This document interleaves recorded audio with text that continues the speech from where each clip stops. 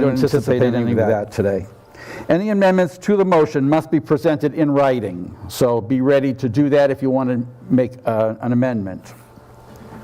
We'll then discuss and vote on one amendment at a time, and at the end of the discussion, I'll reread the motion, and we'll make a final vote. Only registered voters may vote. There are some folks here today who are not registered voters. The way we're going to do that is when we take a vote, you're going to raise this blue sheet up. That's how I'll know that you are a registered voter and can vote. It's also easier to count. Everybody who is a registered voter should have one of these. Is there anybody who does not? Okay, good.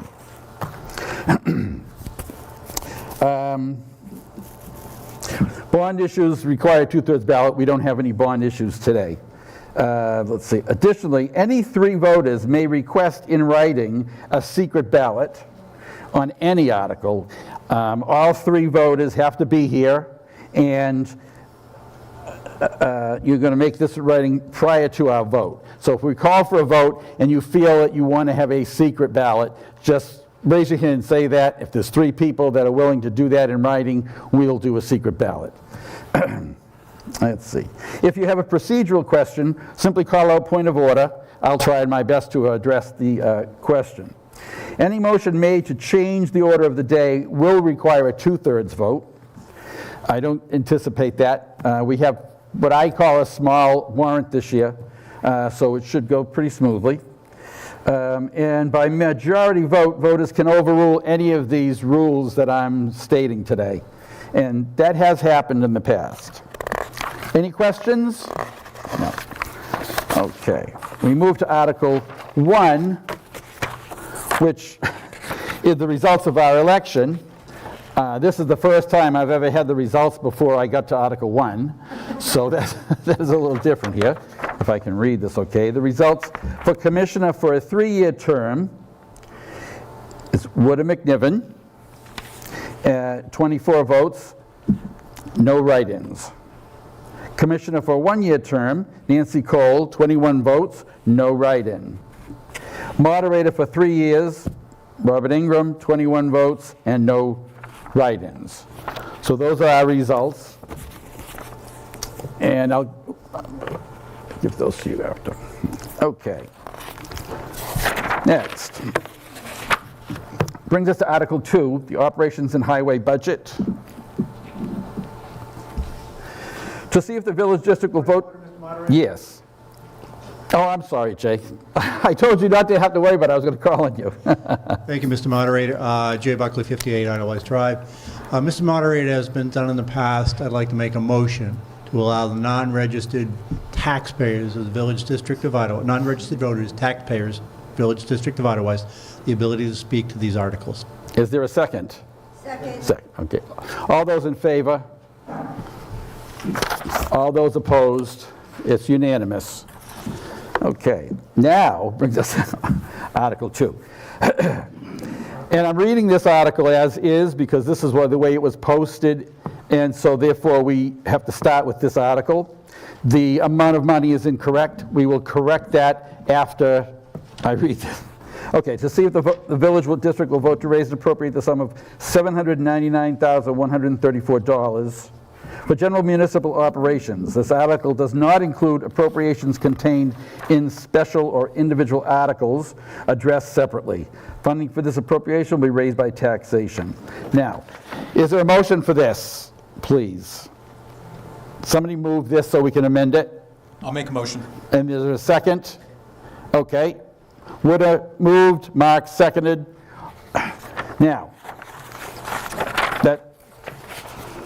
Now, as far as the discussion goes, we're going to need another amendment already. This was a clerical mistake in the warrant. And what you see here is the correct starting point for our operations budget. So I guess officially we would make an amendment to this amount, right? And then we'll go from there if any more changes, correct? I'll make a motion to amend it to the amount seen on the screen. Which is $775,862. That's what Mark? Second. Okay. That's what should have been in the article. Okay, now, having said that, who's going to speak? Do you have anything you want to say about the budget? Sure. Now, I'm going to move to this screen. I'm not sure you can all see that or not. That's the breakdown. And just, everybody's been here before, so you know that. This body has the ability to change these numbers. However, if you do change these numbers, as long as the line item exists, the commissioners still have the prerogative to adjust those, because we end up only voting the bottom line number. Does that make sense? Okay. What do you want to speak? Yeah, I believe in the handouts, we had a summarized version. Everybody got that? I just wonder if there's any questions on that? The only thing I could say is that it represents a 9% increase over last year's proposed budget, which I did some research. New Hampshire is pretty much average. We're right sort of in line on when you take every single line item.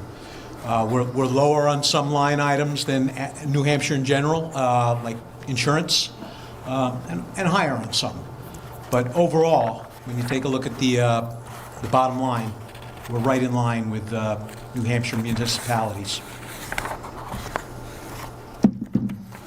Any questions? Thank you, Mr. Moderator. Jay Buckley. Could you explain the administrative budget this year, $79,802? Is that one or more persons? Okay, hold on a moment. It's 1.5.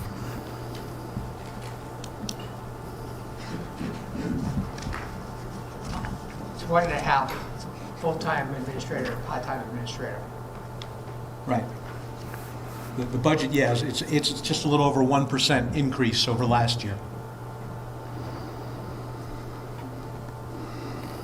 Any other questions?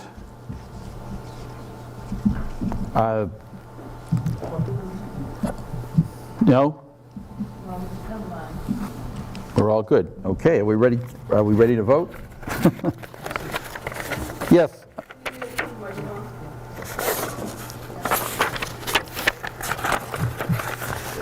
Hi, it's Terry Cancelarge, 108 Idlewild Drive, Melrose, Massachusetts also. So my question is, like, looking at a one-year number is sort of not telling the whole picture, in my opinion, because I believe, like, the 2 years prior, there had been bigger jumps in the budget. So I'm wondering if you have the increase over a 3-year period and not just a 1-year period. Interesting you should mention that, Terry. I know you know the numbers, what?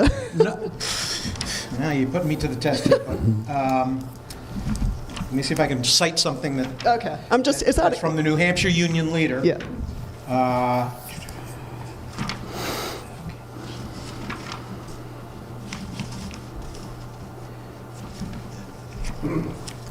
It was to the effect that 2020 and 2021 were extremely unusual years, and you almost have to throw them out of the books. The increases there were exceedingly high. So we are getting low. I mean, they were talking about budgets, 20% or higher than pre-COVID. That's coming down a little, but So are you talking about for Idlewild alone or for the state in general? I'm talking about, for the state in general. Okay. You're looking specifically to Yeah. Idlewild. Yeah, I mean, I can probably look it up, and because I have the numbers at home, but my recollection is when I had this made this comment, I guess, last year, I had looked at the 3-year numbers, and looking at the 3-year numbers, this budget was up, and I'm going strictly by memory. My memory may not be what it should be, but I believe it was like north of 30%. Okay, well, there's personnel costs, which is the big one. And again, I'm reading this directly from that New Hampshire article. Routine Okay. cost of living increases of 1 to 2% are no longer enough to keep municipal employees on board, particularly those who work in police and highway departments. And this is according to town administrators across the state. Raises of 3 to 7% are becoming necessary to attract and retain experienced employees. And also, the big one, is towns are paying significantly more for highway departments, including truck drivers and plowing contracts. And a lot of this is because there is a labor shortage, okay? Attracting people in the labor market with 2% unemployment is hard. And I'm not making these words up. This is coming out of an article that was published last month. Then it says across the country, municipal jobs are going unfulfilled, and New Hampshire is no exception. Yeah, I appreciate that. Yeah, I guess my point would be just like, in the future, I think having like a 1-year number and maybe a 3-year number would be helpful, just so that we could see just something besides a year over. Yeah, no, that's a good idea. I'm just saying, generally, that those 2 unusual years really just have to be sort of like written off. Understood. Mark? If you remember last year's meeting, Yeah. the proposed budget asked for an increase, and the legislative body voted that right. down. They saw a surplus against 2022. We voted the 2023 budget last Right. year. And because of the surplus that was being represented, the legislative body decided not to let it increase. So they voted a lower budget in last year than what was being proposed. Okay. It turned out that the audit of 2022 that got finished in October of 2023 showed that there was a mistake in the way that they reported the 2022 meeting, the numbers to the state, and the state set a tax rate for 2022 that was insufficient for what should have been raised by $69,000. Okay. So if you wanted to study the last 3 years, you'd have to see that the legislative body had a number given to it by the governing body that was not correct and not found out about until October of 2023. Okay. That there wasn't a surplus, that they had to take $69,000 Right. out of the unassigned fund balance to actually pay for 2022. So the legislative body in 2023 kept the budget flat Right. based on unreliable information. I appreciate the answers. Thank you. Follow that one. Any other questions? I see no hands. I'm going to read this quickly again, and then we'll vote. To see if the village district will vote to raise and appropriate the sum of $775,862 for general municipal operations. This article does not include appropriations contained in special or individual articles addressed separately. Funding for this appropriation will be raised by taxation. Again, we're ready to vote. All, yes, yes. I thought you said we needed a motion to amend. We did. We had a motion. Woulda moved it. Mark seconded it. Did we vote on with the new number? Do we vote on the amendment? Oh, I'm sorry. That's what we're voting on. We're voting on the amendment now. Then we'll. Yeah. Okay. All those in favor of this number? All those opposed? Which brings us to the original motion as amended. I'm not going to reread it. All those in favor? All those opposed? It's also unanimous. Doug, you all set with that? You all set? Okay. All right. Bringing us to Article 3.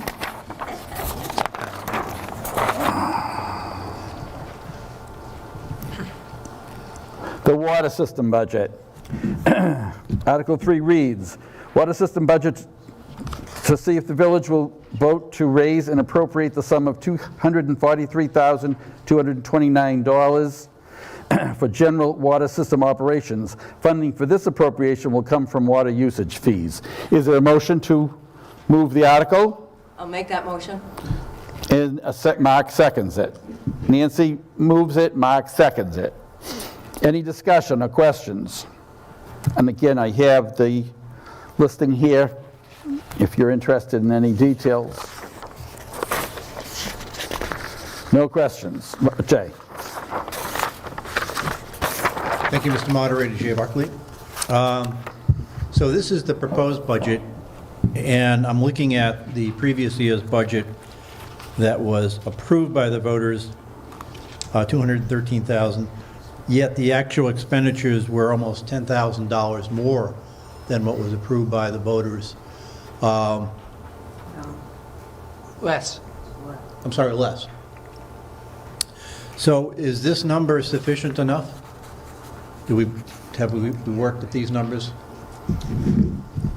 The big change in these numbers deals with the increase in the water operator. And that has been accounted for, that increase that was allowed last year and is going to continue with his contract for this year, has been put into these numbers. Also utilities. But also another takeaway, we're not raising the water fees. Thank you, Mr. Moderator. Okay. Any other questions? No questions, I'll reread it. The water system, to see if the village district will vote to raise and appropriate the sum of $243,229 for general water system operations. Funding for this operation will come from the water usage fees. Again, all those in favor? All those opposed? It's also unanimous.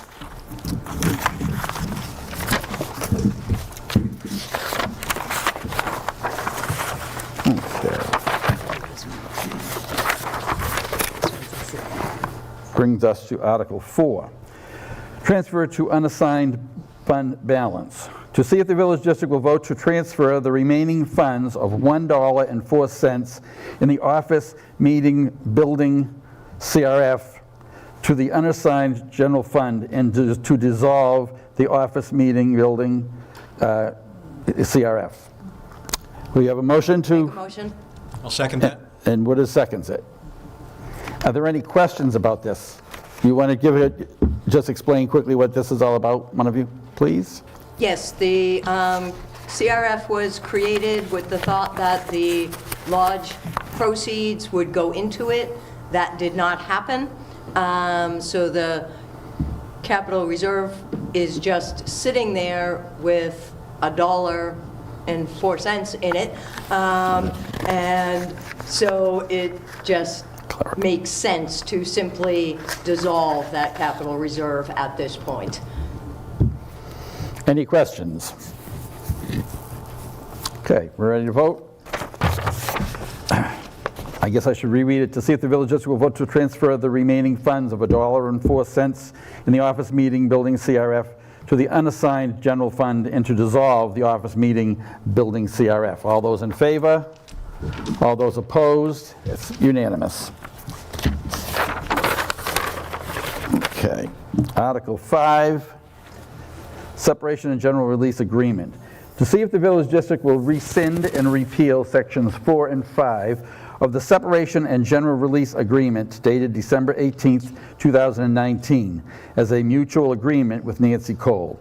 Also, by approving this article, the voters signify their wish to pay Nancy Cole retroactively for her commissioner term from February 6, 2024 to March 23, 2024.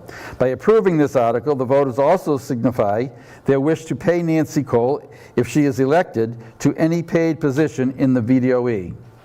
This article does not raise any additional tax money, as it is already a line item in the general government budget.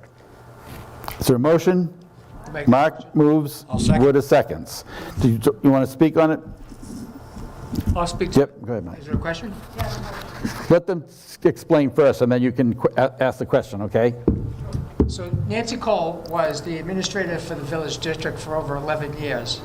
And in 2019, she had a significant medical event, which disabled her from being able to work. As you can see, she's made a remarkable recovery and has really helped the village since she was appointed by the court on February 6th. At the same time, the court judge also appointed Woodard to be a fill-in commissioner to get us to this date. You see, the date ends March 23rd, which was last Saturday when the meeting was supposed to happen, but now it's the 30th. So, in Nancy's separation, the law firm explains that they had a human resource specialist within their firm that decided on this separation agreement that the village would have with Nancy. It did some very strange things from my perspective and for a lot of other people's perspective, to the point that one of the things was that there was a non-disclosure agreement term in there where Nancy was not to discuss anything that she experienced in her job about the village district. It also said that she couldn't run for office or even serve as a volunteer. There were a lot of terms in there for a separation agreement where the village was going to give her severance pay as well wishes for her future and for the job that she had done for us.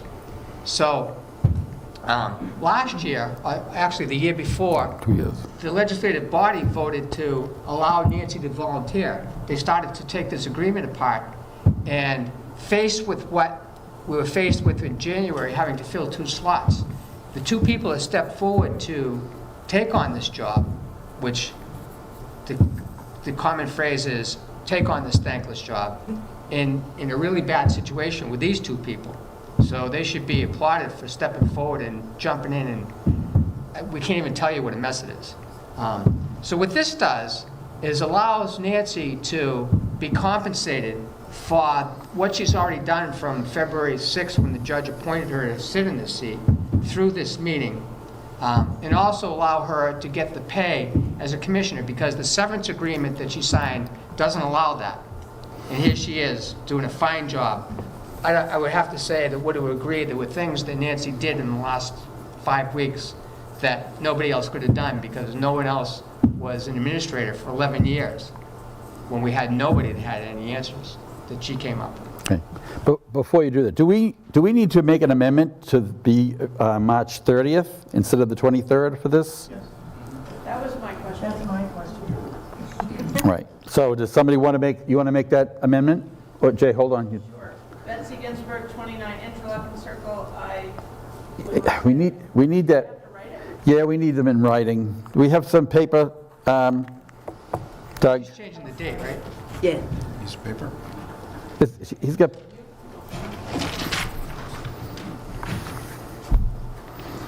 And you need 3 point of order? yes, 3 people to sign the amendment? no. Okay. This is just that we have a document that, the clerk can use for writing minutes and keeping track of things. While she's writing that, is there a second for that amendment? Okay.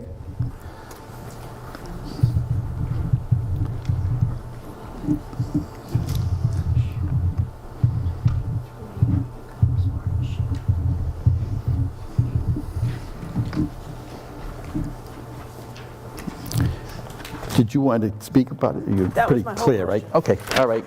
All right. Jay, did you want to speak? No, I was going to make the same motion. Oh, okay.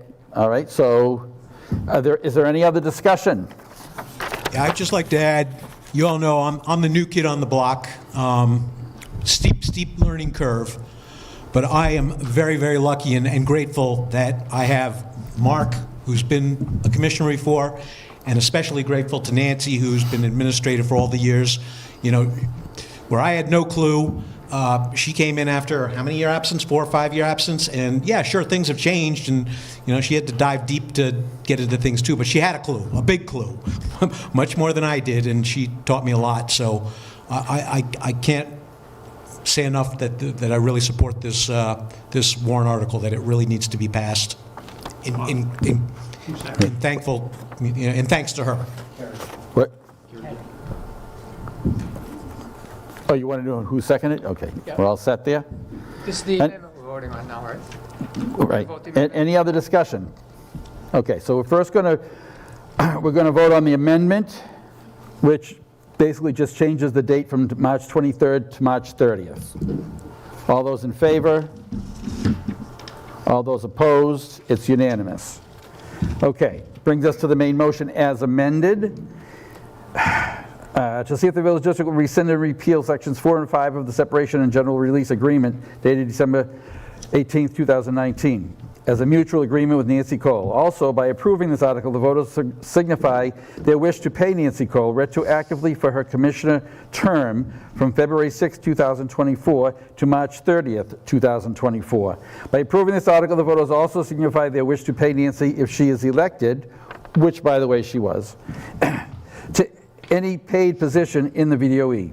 This article does not raise any additional tax money, as it is already a line item in the general government budget. All those in favor of the motion as amended? All those opposed? It's unanimous. Okay, that brings us to Article 6. Article 6 is Pond Level Management Ordinance. To see if the village district will vote to accept the proposed modifications to the Pond Level Management Ordinance. Now, see attached. Do they have the attached ordinance It's in the handout. in the handout? They should have it, right? Yes. Yeah. Do you want me to pull this up? Oh, somewhere I have it. Oh, maybe I didn't open it up. Oh, crap.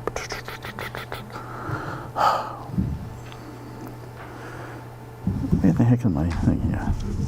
Come on.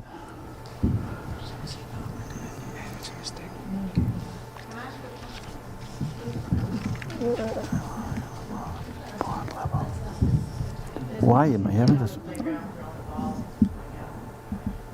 Does somebody want to open that door and yell at them? I don't know if you can see this so well, but Is there a Zoom?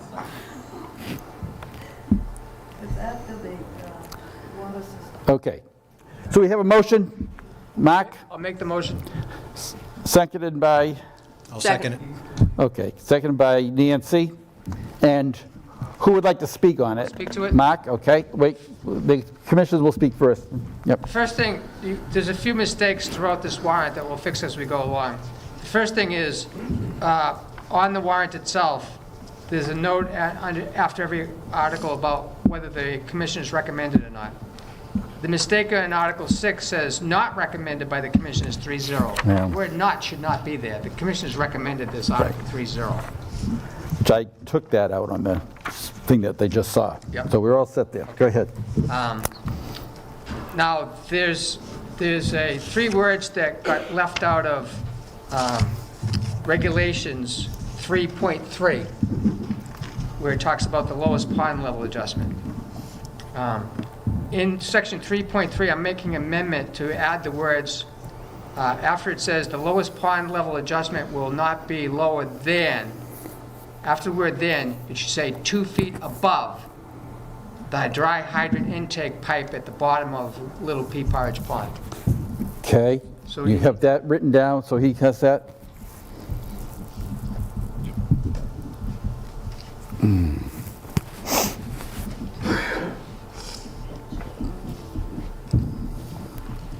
You could just give it to him. He's the one that needs it. Okay. Okay? Yeah, just give it to him. Did you say there was another modification? It doesn't really need to be modified, it's just that where it says registered mail, that would be Right. certified mail. But Okay. I don't think Yeah, it needs. it's not something we have to vote on these as an amendment, because the article's not being changed. Right. We're just talking about the ordinance itself, and so they'll decide whether to accept this ordinance as you have made changes. Yeah. Okay. Okay? So do you want to talk about it? Who wants to talk about it? I will. Second Okay. it before we can talk about it. No, we're discussing it now. We've got, the article's been moved and accepted.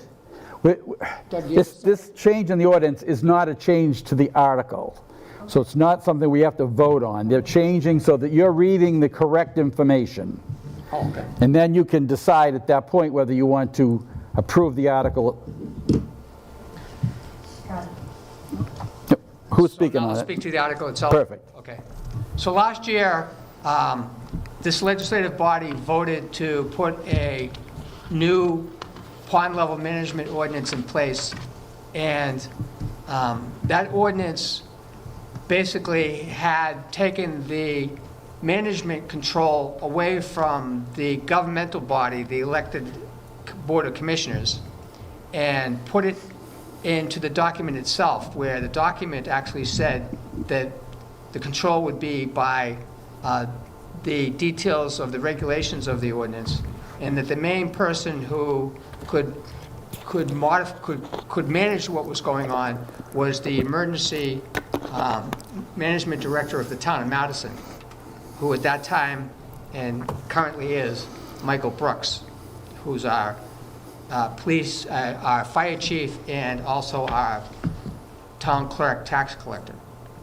The experience we had over the past year, had him involved in calling situations and having to decide whether to lower the dam or not.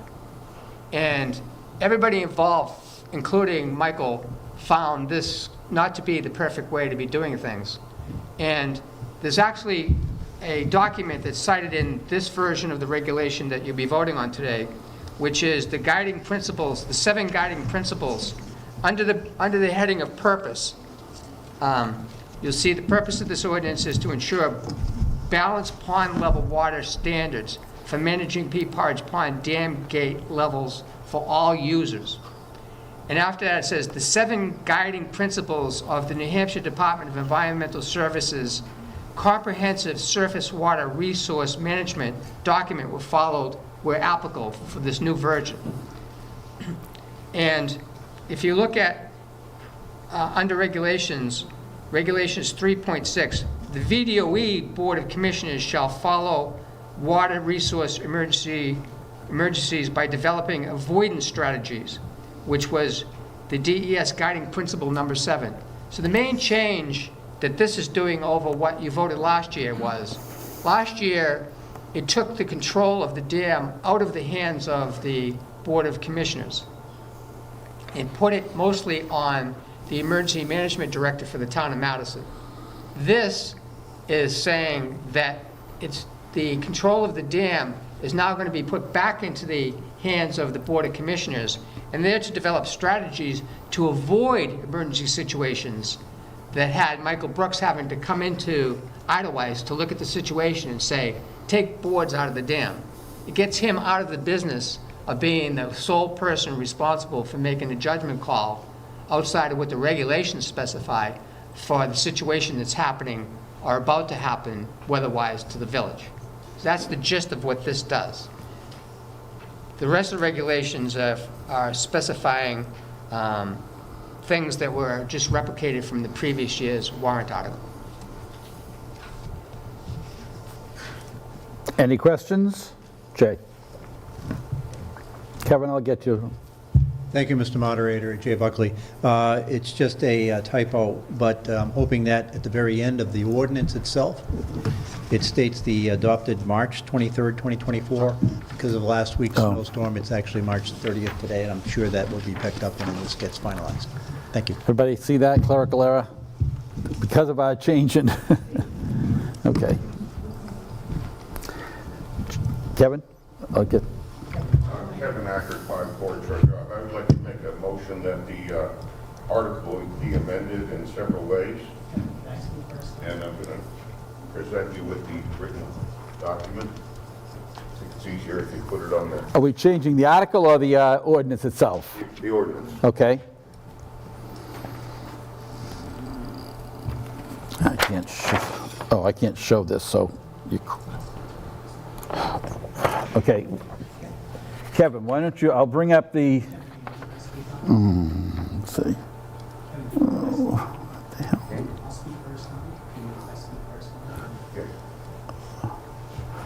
So we're starting with...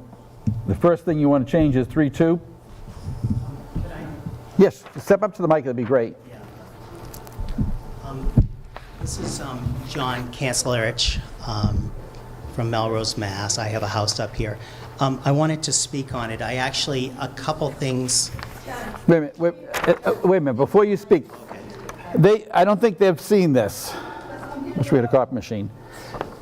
So, before you do that, can I just clarify what he's... I'm going to, I think it might help if I speak first on this Oh, to explain okay. it. Does that...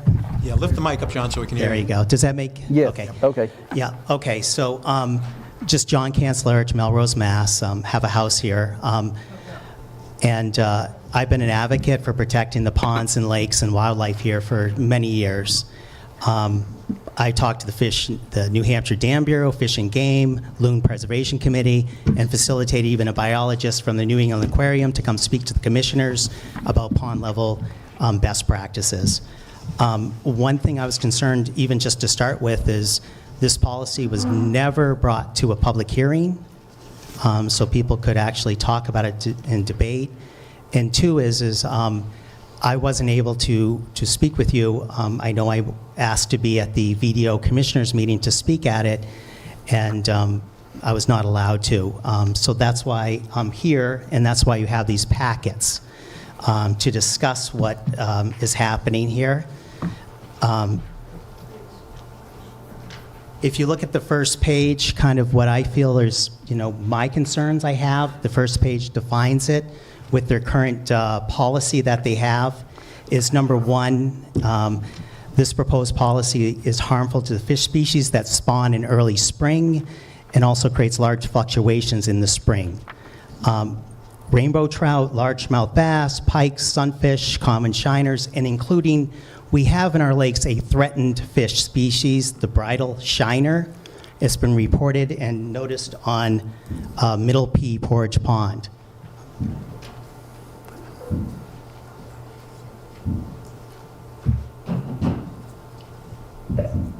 If you look at your packet, the second page is a listing of here. This is from Fish and Game. This is the spawning season for fish, freshwater fish in New Hampshire. And if you can see, a lot of them is in the spring. The spring is defined by Fish and Game as April 15th through June 15th. Their particular policy starts at June 10th to do it. We need to move that back. Also, if you look on page 2, we are restocking. We stock these ponds. There's brook trout and rainbow trout in order to do it. The third page is just a brief description. Here you have the endangered species list. If you look at the bottom, the bridal shiner, as you can see, is in our pond. And if you look at it, I gave some description of it, but also this is from Fish and Game on the New Hampshire Wildlife Action Plan. If you look on the third page, I circled it, Upper Saco Water. The bridal shiner were found in Middle P Porridge Pond, but not Crystal Lake. So we have fish. The important thing is that this policy tries to drop the water very fast down to get it to what they're said is the top of the concrete board. These fish are spawning. This is creating fluctuation and is increasing. It affects them, creating we need the biodiversity by allowing these fish to survive during their nesting season. Also, by bringing it down, you're creating low water levels in the spring. These low water levels increase water temperature, promoting bacteria and algae growth, and does not remove surface scum. This is number C. We've seen this at Boulder Beach. People might have even smelled it, where you have the green staying on the top. With the water higher, flushing through the top of that, you're actually flushing out the top particles on the water. You're flushing out bacteria. You're flushing out pollutants in the water. To keep it at that level is not what you want to do. You want it higher to create that flushing movement out of the water to make the water better. Second of all, which he did change, number D, the previous one allowed the commissioners to drain the pond to the bottom. With their particular proposal that we even have here with the 2 feet, it still means that during the summer and stuff, they can still drain it down to that level, which is about, I assume it's 3 feet below, so you're going down below the dam up to a foot. This is not what we want to do. Second of all, number E, their proposed one has large fluctuation of water flow over the dam. We have to care more. We're part of an ecosystem where we have our ponds, but we also have a brook below us. We have to care about that, not stress that out, the Banfield Brook, because we have property and owners down there as well. Number F, which is pretty important, the proposed one does not follow New Hampshire Environmental Review Coordinator specific instructions and recommendations. The water level does not drop below the spillway elevation, the top of the spillway. The reason for this is to keep the plants, to keep those water edge where most fish are surviving and nesting.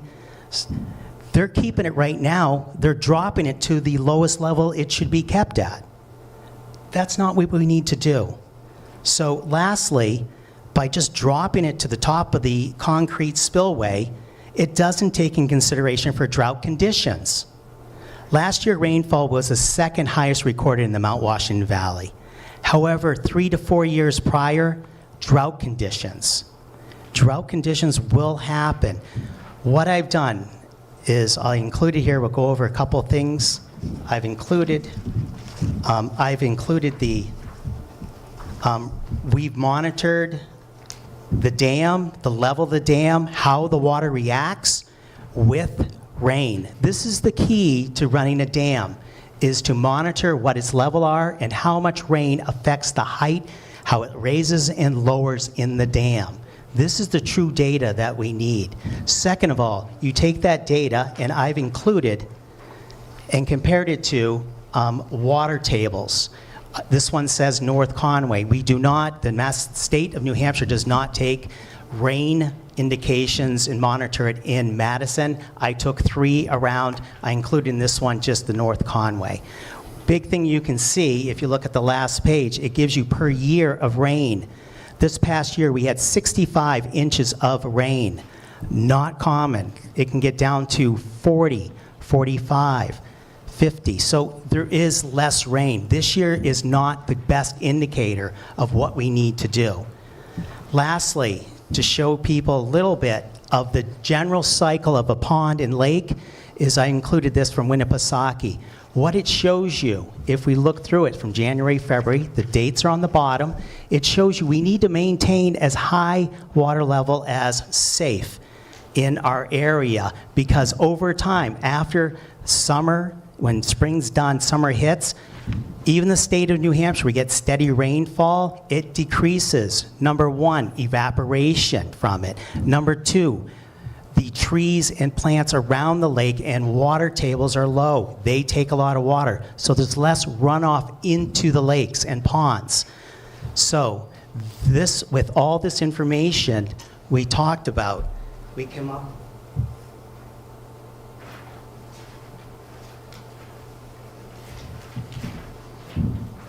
So with that, if you have any questions, you can ask me any time.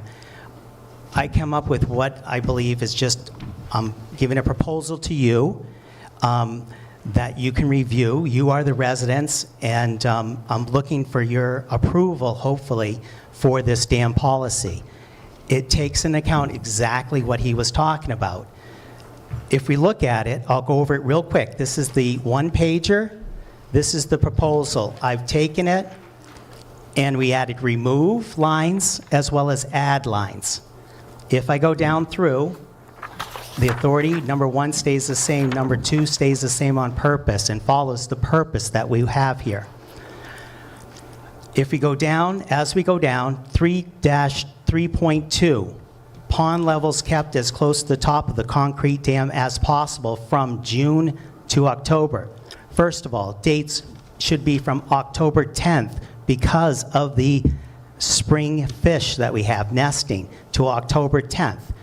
So if I read that, the emergency water level is 9 inches above the top of the concrete dam. If the water level is higher than the emergency water level, or if it's near the emergency water level and forecasts call for heavy rain, the VDOE may remove boards. When the water level is below the emergency water level, all boards should be in the dam from April 10th to October 10th.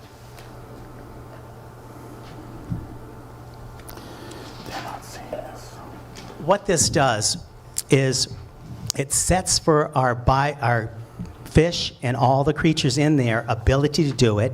It allows them, it sets a measure, this is exactly what we needed and didn't have before, of when we remove dams. It gives them priority back to the VDOE to remove boards without having to call an emergency meeting and having Brooks involved, and it protects our lakes. Typically, you won't be this high. Typically, you just leave it alone, and it keeps that flow going over to protect our lakes from pollutants and surface debris and everything like that. So that's what we want to add is 3.2. I'm removing 3.3 because that's the lowest level of the hydrant. We don't need that. 3.5. It says I'm modifying 3.5. This is when we perform a drawdown. The reason I have added 3.3 and taken out 3.5 is They didn't have it set of what their drawdown is to. We should just remove, as we've done in the past, either a 5-inch board or a 11-inch board if necessary, and it's performed prior to October 15th, as recommended by the New Hampshire Department of Environmental Services. So we're setting a standard that we know what's going to happen and not giving a choice to anybody on that. In emergency situations, like again, 3.7 stays. 3.6 was taken out simply because it's already in. Our purpose is the 7 guiding principles. That is one of the principles that we have in order to do that. I removed the last one is the VDOE Board of Commissioners. His says it may amend this ordinance after proper public hearing. I believe that the VDOE Board of Commissioners may not amend this ordinance. And the reason why is simply because if we didn't have this meeting and they created the dam policy as they had it before, they could have drained our lake down. This is too important for us not to bring back here. It says here, after proper public hearing.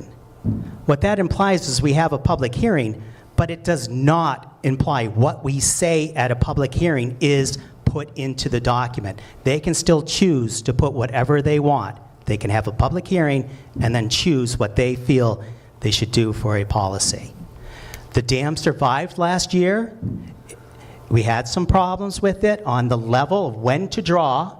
That was the biggest problem. It did not overflow. You look at it, we had roads gone, we have culverts gone. The pond did well for itself. And they really need not to focus on the water level, to leave it alone, and focus more on roads, culverts, and our water system that we drink. Okay. Any So, direct questions to that? That's I a guess, lot. yeah. I have a question. Do you want to see this, or do you understand what he's suggesting? Well, it's kind of like a point of order. You have a motion on the floor. And he's asking to, He's made no amendments.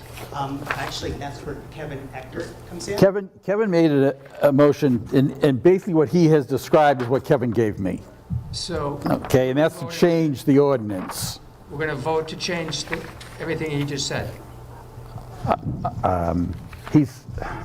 Well, I guess if they want to I have, pass the article with the ordinance maybe as amended, I mean, typically, I think what's happened, we got pretty strict last year, All I want to right? know is that paper replacing, That would be his intent, which would be to replace this. that we should vote on that?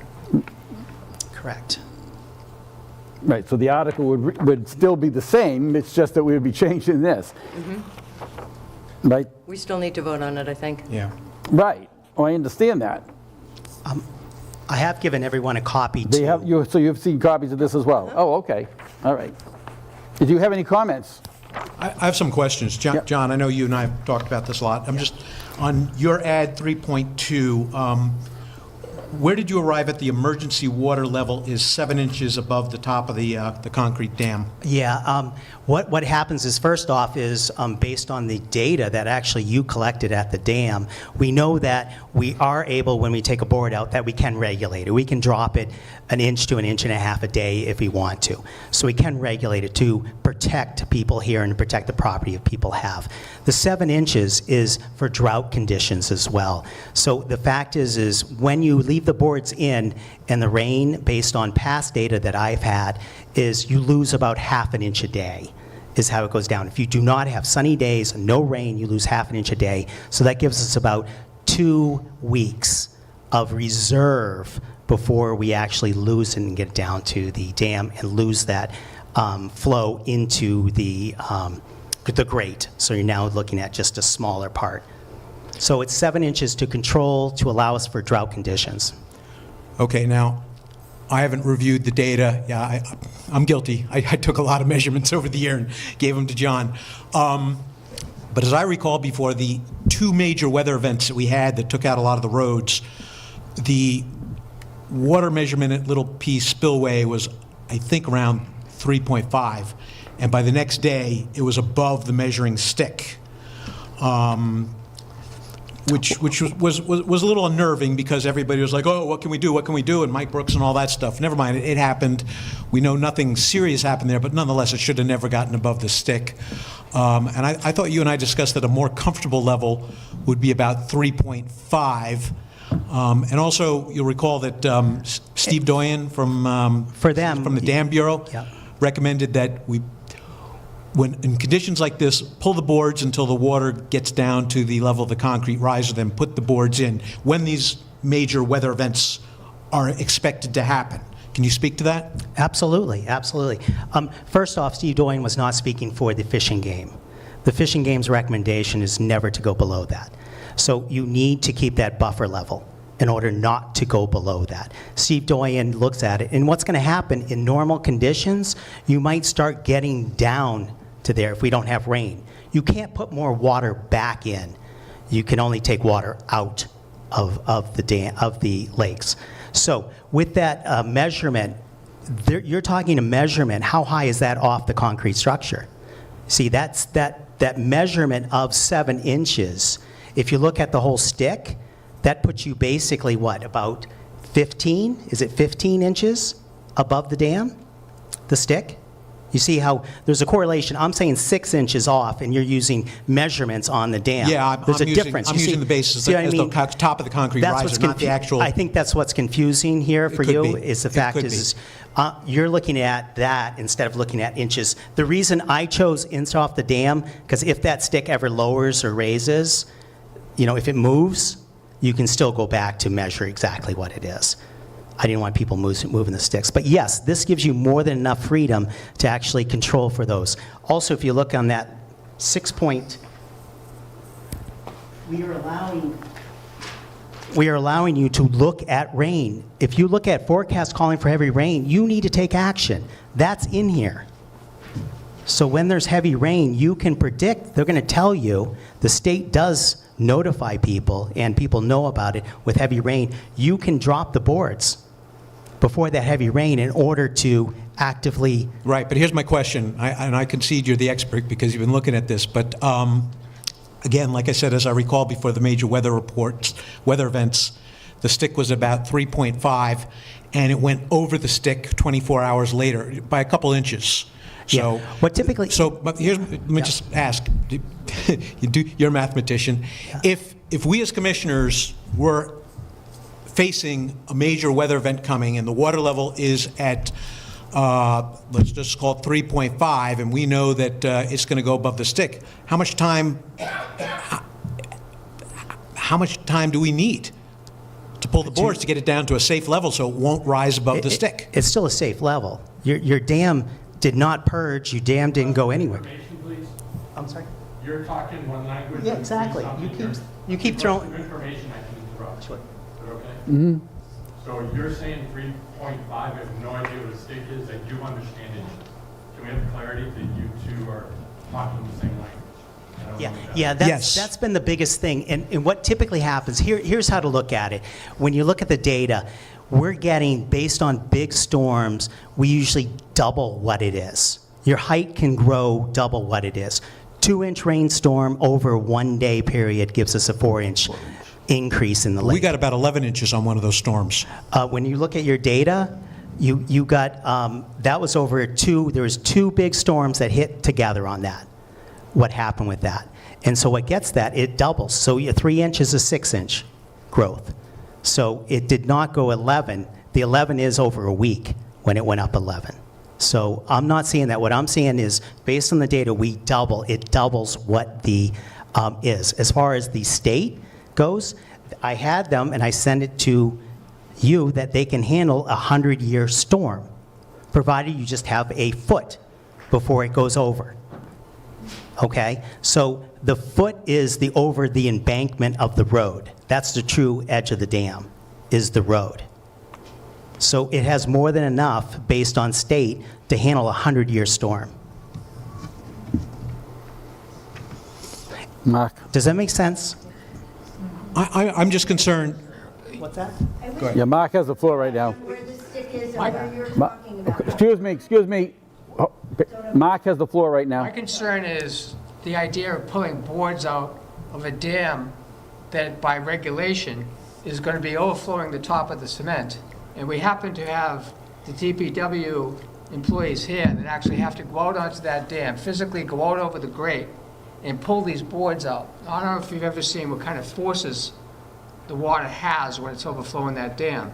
So my concern in writing this was to not have our DPW guys faced with having to be called in on a weekend, because that's when the storm is happening, and go out into that dam where the water is overflowing the top of it, as John is describing, and try to pull those logs out, those oak boards out in that kind of situation. That's the safety that I'm looking for. I see that dam designed where what we're proposing was that we strive to keep the water level at the top of the cement, not overflowing it as normal behavior, but at the top of it. That's the goal.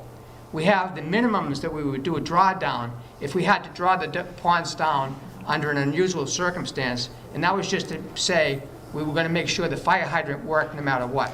We weren't saying we were drawing down to that. We were making judgment calls and coming up with strategies to cover these emergency situations. So what is it, if the DPW wants to say what it's like to be sent out to go into the dam when the dam is overflowing the top by 9 inches to pull an oak board out under a short-term emergency call, is that safe or not? Do you want to be doing that? When the water is above the grade, 6 inches or more, it's not safe to be out there. And we've had to pull the board when we've been knee-deep in that water on top of the grade. You have to try to undo a lock on both sides of that, pull those locks, and then pull those boards while water's rushing down and going down in there. You don't want to get to that point. It has to be taken out before that. You can't go standing on those grades. You can't get to those grades really safely. There's no safe way to do it when the water is above those grades, 7 inches, 6 inches, a foot and a half. Yeah, So, and that's not what what you do. and that's why the last dam ordinance we did last year is we asked for a box grate to be put on top of that. That's what the Dam Bureau recommended. However, the commissioners never did that. And So I don't know why that was never done. He's Yep. speaking, Go ahead. he's taking I'm over sorry. the meeting. So how would you like to be going over a box grate that's a pyramid shape instead of the flat grate in that same type of situation? You wouldn't be able to do it. No, that's why we didn't do it. You're not going to get out there and stand on some kind of a cone structure to try to take the grades off. So, Point. Or if you raise that up at all, now you're bending even further to try to pull grades. It's not going to happen. This is a Neanderthal type of a dam system. This isn't crank the wheel and lower it and raise it. It's like manhandling. You can try it yourself if you like. It's a box grate. It's not a triangular grate. It's a box grate where it comes up the side and flat on the top. Specifically recommended by the head of the Dam Bureau to be put on our dam to protect situations. It's not triangular. It's a box grate. So but we don't have that. no, but it's $500 in order to do that, and that's what was in the previous ordinance to do that. But wouldn't that still require some sort of like hand crank system, kind of like what No. Silver Lake has to safely bring up the boards? No. How would you bring up the boards, John? You have, the box grate goes up 6 inches. It's a 6-inch box grate, so you're just spanning 6 inches up, and you're going down to pull the boards up. So you're 6 inches leveled up on top of the cement. That's what the Dam Bureau recommended. Great to see a picture of that. Okay, Gloria, did you want to speak? And when you're standing up 6 inches over the water, you have to put your arm down about 3 feet to get to the padlock. Okay. Because it's down at the hook to the... So John, are you saying the box rate actually raises the dam boards up as well? No. No. You can't do So that. they're still at the same level? But the employee's up higher So you have to reach down further? in water with tremendous force. Yeah. Jay? Thank you, Mr. Moderator. After reading the original proposed ordinance that was drafted by the Board of Commissioners, I see the flexibility to allow the considerations that are made by Mr. Kenseleric and Kevin. This ordinance that the commission has proposed allows this to happen. So if there's recommendations or further input, in particular, prior to a storm, if we all remember the storm back in July, which took out some of our largest culverts in the district, that was about 4.8 inches of rain that day. We could easily have a 10-inch rainfall during a hurricane, so we haven't seen the worst of it yet.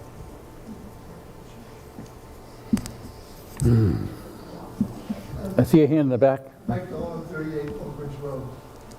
I think part of this is that we're saying that you remove the board when you get the call that there's going to be an emergency weather situation.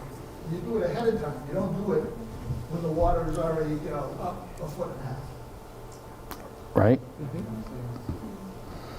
So I understand your concerns, but if they do it the way that they're talking about, we'll be taking the board out 2 days before the time. Isn't that the same thing the commissioner said? That's the way I understood it. It's all about preventative maintenance. So we're, John? If I could comment too, this year was a lot of rain, second most ever, and it does take into account, as you said, the water's right there, you preempt it, you take it out. These levels that we have is not what typically happens. So Maybe becomes typical. it may, yes, yeah. What they're finding is and that's a great point, is actually it be more at once, so if you can do it beforehand and control it, but less often is what they're saying. So, but these recommendations, their recommendations do not take into account anything that the Fish and Game is recommending. They're bringing it to the lowest level. The Fish and Game says that's your lowest level. They're starting with the lowest level. Any other comments? There's a gentleman back there. Oh, I'm sorry. Feedback. Ryan Cronin, Presidential View Drive. So, a couple of questions. So, I'll reflect back to July. If I recall, I'm not Joe Weatherman here. That was never forecast to be a 4-inch rainstorm. We were going to get hit hard, but, let's say poop happens. So they could go out. What is the impact of a 5-inch versus 11-inch board? Like, what does that do? We pull a 5, it wasn't enough. They're out there in the overflow regardless. Is that a thing? Like, can you pull a 5, but it's an 11, or do you have to take a 5 out to pull 11, put 5 back? Because we keep referring to boards. So, does anybody understand, like, what is that? 311. So What? we pull 5 first? Yes. Yeah. Yes. And do we know what that impact is? Yes. We do? So is 5 equal 5 inches of water? No. So, Yeah. that a couple, so. John Kancelarich. His question is, if I pull a 5 out, does it immediately drop 5 inches? No, not at all. What it does, though, is it guarantees more stable, and it drops typically between half an inch to an inch right then and there every day. So therefore, yeah, by pulling the 5. The big thing is we've gone to the Dam Bureau, and the Dam Bureau, basically, you need to go by a 100-year storm. What is safe for a 100-year storm, and are you protected for that? This particular dam policy I'm recommending provides that protection, and that's what they look at. These extreme conditions that you're potentially talking about, 11 inches at once, I mean, in the end, it'll actually flow on the road over, so a lot of things will still be protected, or just... or you pull a lot of the boards out. When you get this 11-inch, they actually recommend we pull everything. But you can handle a 100, year storm by keeping all the boards in. Hey, John, Question? Go ahead. We got one too. Brian, are you through? I I need a couple more type of. Yeah, continue then. You want to respond specifically to him, Mark? No, I'd like to move the question. Well, we're not ready for that yet. Go ahead. So, I'll make this the last one. So we've referenced Dam Bureau, the Fish and Game, and the Environmental Services Group, all under DES. I believe they're all under the larger umbrella of DES Group or D Department, whatever. Who's the boss? We're referencing this is what Fish and Game, this is what, environment, then the Dam Bureau. Like, Yep. I believe the answer to that is this body. legislative body is the This boss. body, They're yeah. going to vote the ordinance, Right. and that's what's going to happen. Are we exposed if we follow this The this guidelines. department? They state them versus as that guidelines. department? But whose guidelines? The ones we set. There's, The guidelines for us to set the ordinance, and that's what we're doing here. So, but which guidelines? Ours says the 7 best practices of a department. And twice earlier, we're referencing Fish and Game and the Dam Bureau is in the proposal. those are So- 2 separate divisions of the Department of Environmental Services for the state of New Hampshire. So long as we're under the- environmental services, we're safe. Like, The Dam Bureau is the group that comes in, that looks at the dam, that gives recommendations on how the dam should be operated, and if there's anything structural with the dorm, they come in and they do inspections every couple of years. DES or the Fish and Game does just that. They worry about fish and game. So yes, both parts of the state have jurisdiction over the ponds and. so I guess maybe I clarify it. Our exposure as the village to any potential issue, The Dam Bureau the would have. Dam Bureau, because Yes. if that collapses. Yes. Versus, no disrespect, worrying about a fish. Correct. So that clarifies. So like we need to follow dam first and then do our best to accommodate Fish and Game, I guess. But we're trying to do both Right, through that's- this. I mean, but With if the there way is we a- wrote it, with the way it was written, Yep. was so that we will protect the fish Yep. and And the dam. wildlife, and at the same time, do the best Thank management you. projects for the dam Yep. itself. Thank you. And, Matt, so we're, okay. John, as you recall, last year, the ordinance that you presented and which was passed by this body, I was behind you 100%.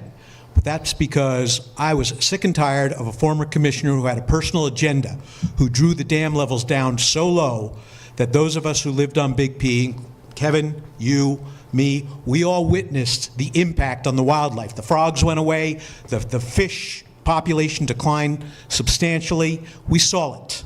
And that's why we did that, but we passed the ordinance. What we didn't anticipate was this incredible weather events, 2 of them, that happened. But I believe, personally, John, I personally believe that the ordinance we're proposing here tonight, keeping the dam levels, trying to regulate it at a certain level, is sufficient to maintain the fish and wildlife on Big P and keep it at a safe level too, from the dam side of it. You may disagree with me, and you've got a lot of facts. Again, I concede you're the expert on this, but that's my gut feeling. I took the measurements all year. I compared it to what I saw on our beaches. And I think this ordinance restricts any of us from trying to do what a former commissioner did pretty much unilaterally, with no regard to how that impacted the other ponds and their wildlife. John, one last comment, go ahead. Several things. One is to comment back here. Just keep it, the recommendation from Steve Doyen was just a general comment, is not the Dam Bureau's representation that we have to keep it there for safety of the dam. In fact, on August 14th, which the commissioners have, and I always email everybody, we include all three people. When we do emails, I include Fish and Game, DES, and ourselves to review policies. And this is written by the Dam Bureau, who's looking into it, is he understands the reason for, to allow all stop gates. And he says here specifically, for having all the boards in should not be a consideration. It is not a dam safety issue. And then, however, he even comments that in 1965 plans, when this dam was built, it shows the dam was designed to have water level even with and spilling over the concrete dam. So this dam is made to do this. It's a spillway dam to spill over. Regarding your comment, Fish and Game, by doing what you're doing, you're decreasing the biodiversity of our lakes. You're exposing the edges. You're not allowing the spring fish to nest. What happens is they nest, you're lowering it, you're fighting the amount of water coming in, trying to lower it. It takes you a month to lower it, and all of a sudden these fish that were 2 feet underneath are now 1.5 feet or less underneath. By keeping this level, we keep the flow going over, and it's just a better situation. It works. Both parties, the Dam Bureau and Fish and Game, agree with this. So that's my final comment. Does that summarize things enough for people? They all understand what they're deciding? Gloria? Yep.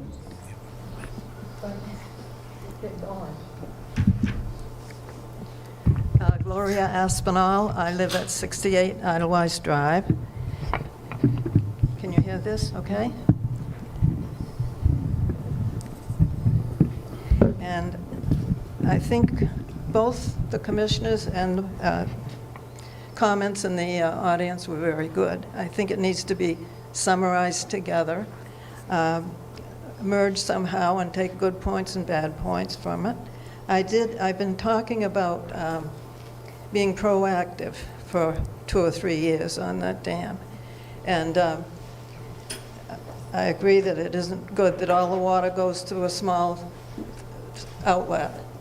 However, I just would like to comment on this. I'd like to vote for the commissioner's original packet today, because this affects me, of course.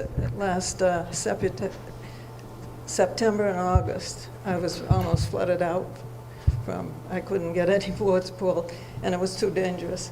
I had to go to Michael Brooks. So I would like to support the commissioners.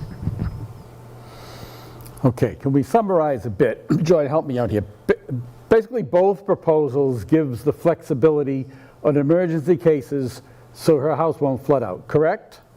Correct. The original proposal puts the levels lower, and your proposal keeps them higher. Go ahead. I'm trying to summarize so that I understand as well as you guys.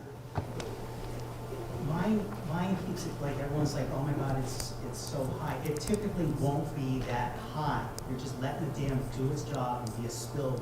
Mm-hmm. Everyone who's concerned about those extreme conditions, the Dam Bureau knows about that and can effectively take measures to control that. Mine allows a spillway. Theirs brings it starts at the concrete and goes lower. They can go down to a foot below the dam if they want to.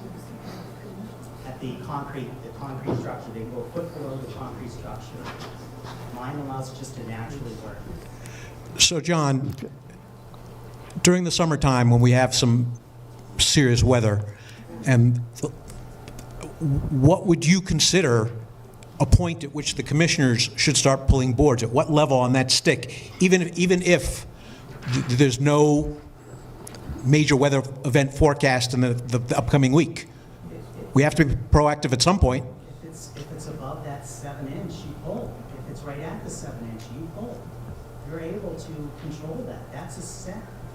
It's how all dams work. Even Silver Lake, they have a target level that they shoot for, and then they adjust to reach that target level. Ours is typically, that's the high target level to protect us, so it doesn't forward. Typically, just leave it alone. It will mostly be below that level and go down over the summer. Okay, so suppose we pull the boards at 3.7, at what point do we put them back in? No, you can't say the numbers. These people aren't, you're mixing Right. it up. If you're saying it's 8 feet above the dam, 8 inches above. No, let's just go by the stick. Everybody can read the stick. That's the pictures I sent you and the measurements on my Excel spreadsheet. No one has that. Okay, You need to use inches. well, 3.5, that's 3 feet and half a foot, 0.5, half a foot. How far above is that from the cement, top of the cement structure?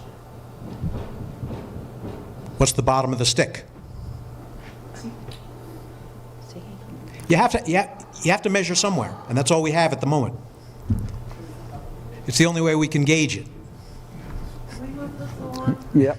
We're ready, are we ready to vote on this? I don't know, we're going to vote on the amendment. I'm confused. We're voting on John's proposal. I'm not calling it necessarily an amendment. The article won't require an amendment. The proposal is what we're deciding on, right? So we're voting on his proposal. That's correct. As opposed to the commission. That's right. Okay, go. Okay? And everybody understands what they're voting. All right. So, Bob, yes. who seconded after Kevin on that?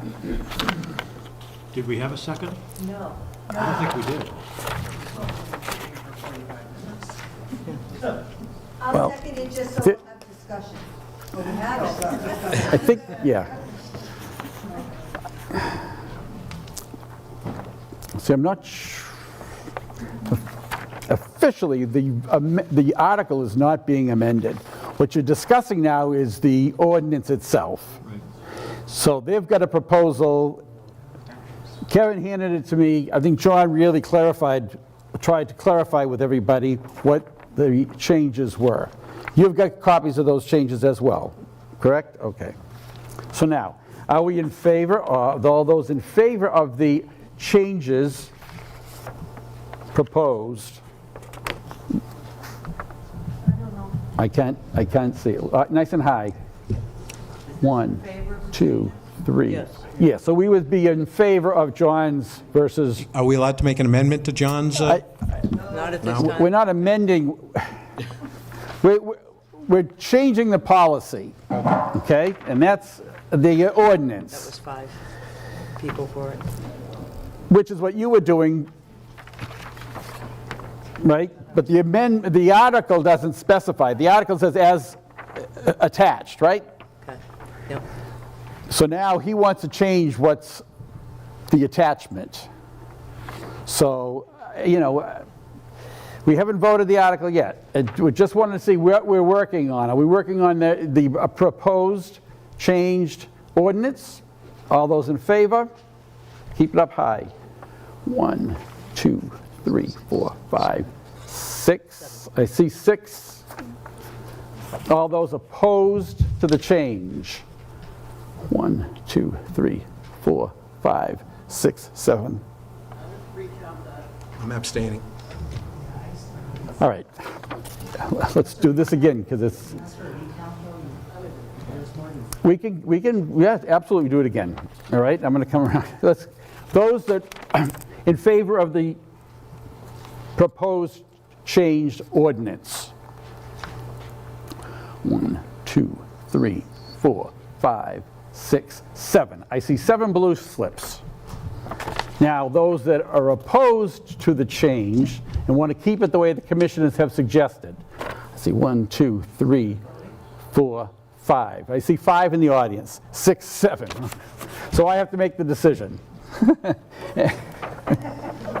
Right? With 7 to 7, it's up to me. Vice President. And I'm going with the proposed changed ordinance. So that passes. Now, to the article as amended or as proposed is Article 6, to see if the village district will vote to accept the proposed modifications to the pond level management ordinance as changed. All those in favor? Has changed? Well, the new proposed, in other words, the attachment. We just passed his proposal. Oh, you voted for I this? did, yes. Oh, then I'm not. So now we're back to the amended, the article as now proposed. I'm confused. 1, 2, 3, 4, 5, 6. There's only 6. There were 7 before. Could you restate Uh, what vo- you're voting on? We're voting on, I'll read it, to see if the village district will vote to accept the proposed modifications to the pond level management ordinance. Now, I'm put a qualifier on that. What we're talking about now is the changed ordinance, which we just voted, okay? Doing a no vote on this will mean the ordinance stays as is today from last year. Just keep that in mind. All those in favor? 1, 2, 3, 4, 5, 6, 7, 8, 9. All those opposed? 1, 2, 3, 4, 5. The article passes. Okay. Now, Doug, you have a copy of the changed things. Okay, all right. Now bear with me a minute because I got to get down to. John, by one. That would have been you. Where the hell is mine? I abstained. I know. But there's one thing I don't like about it.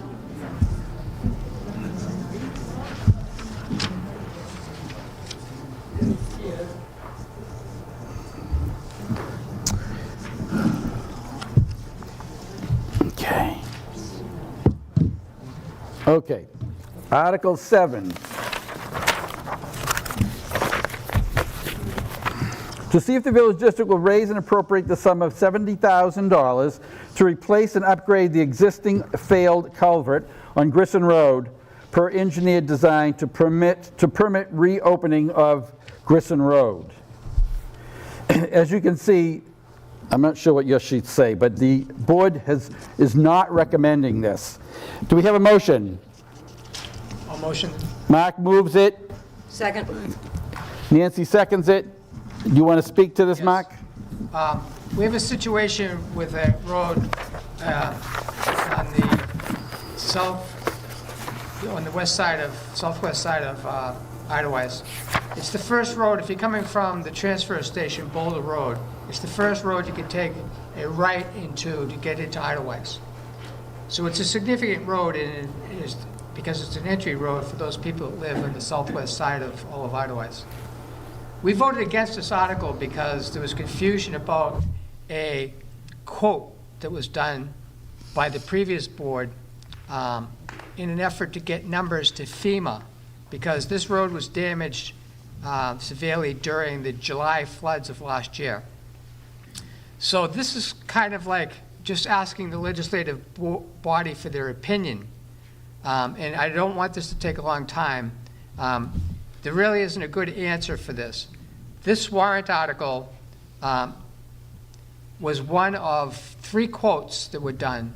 To actually fix this road would require fixing Grissom Road with a box culvert, which is a preformed cement culvert.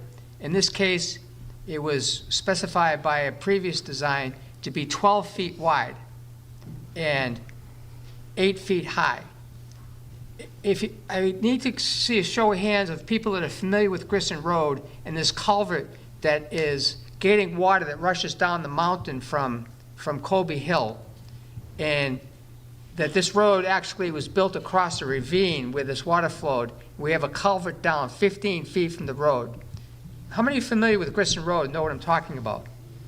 About half. Okay, so this road first was damaged in 2012 when we had a 5-inch rain. It took the road out. It took the road down and exposed the water main, and the water forced the water main, broke the water main. And we had to replace the water main and rebuild the road. And we put in an overflow culvert up higher than the original culvert that was at the bottom of the ravine that was filled in when the road was made. So the road itself is a dam across a natural ravine that has water that flows at different rates depending upon whether there's a storm or not. When the water flows down the hill, it takes all dead debris with it, and it clogs, it brings material down with it with tremendous force and clogs the culvert that's supposed to let it all through and protect the road.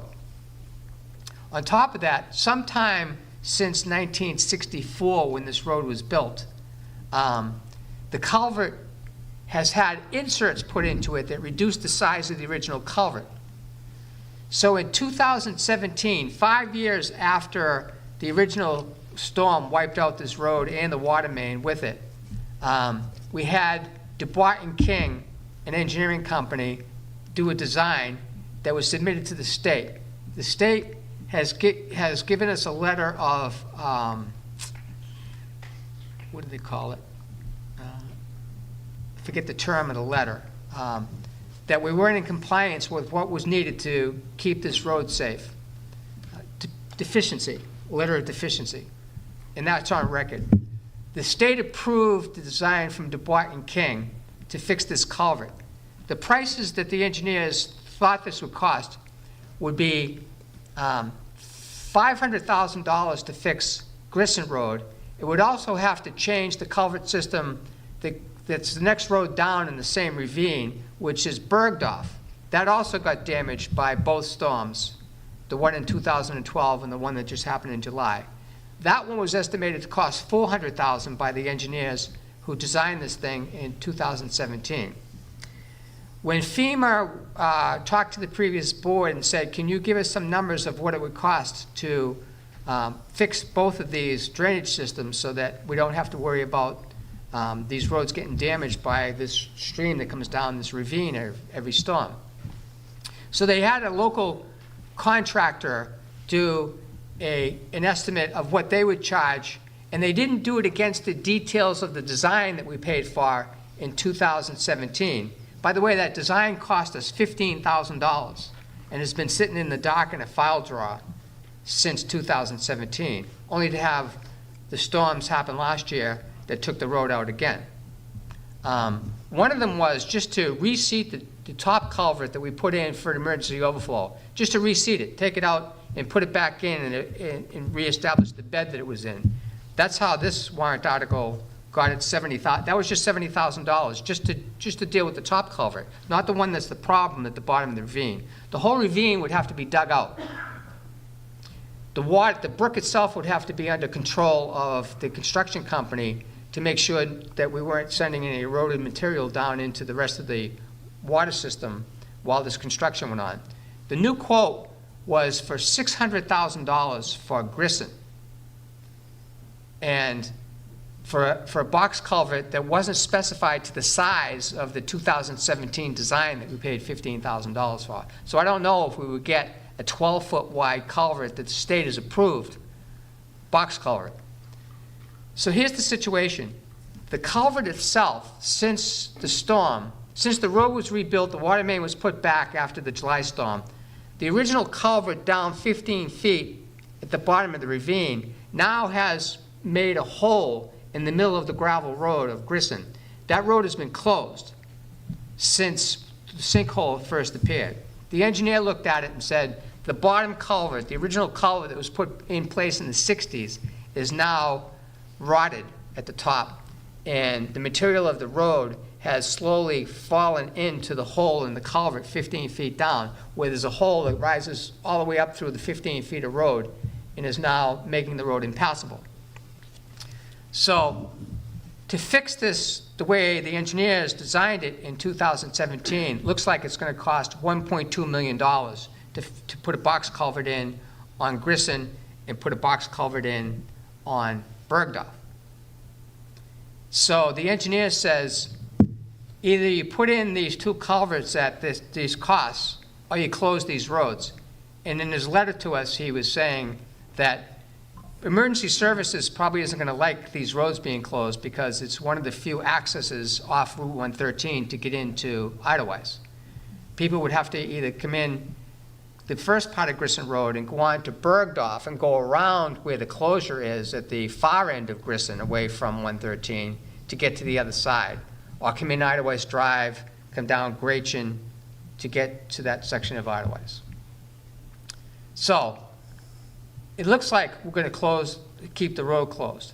And we don't think that you want to spend $1.2 million. We couldn't put a warrant article on the warrant this year to do that in time anyway. So this is kind of like an educational thing, is that this is one of the major problems that we have to solve. And it looks like we're going to close the road. Even if we close the road, we have to deal with the fact that this system doesn't work. And we have a hole that's dangerous. I guess to make light of it is, this is a well that Timmy and his dog Lassie could go down. And we can't just leave this, we can't just close the road, put up Jersey barriers and have this hole where somebody may get into trouble with it or something may happen with it. We have to do something with it. It's going to be expensive to close the road permanently. Was FEMA asked about whether they would fund any of this? Yes. FEMA says, FEMA will not commit to, they can't give you a guarantee. They would take proposals, but they were told that the state has already given us a permit to fix this road one way.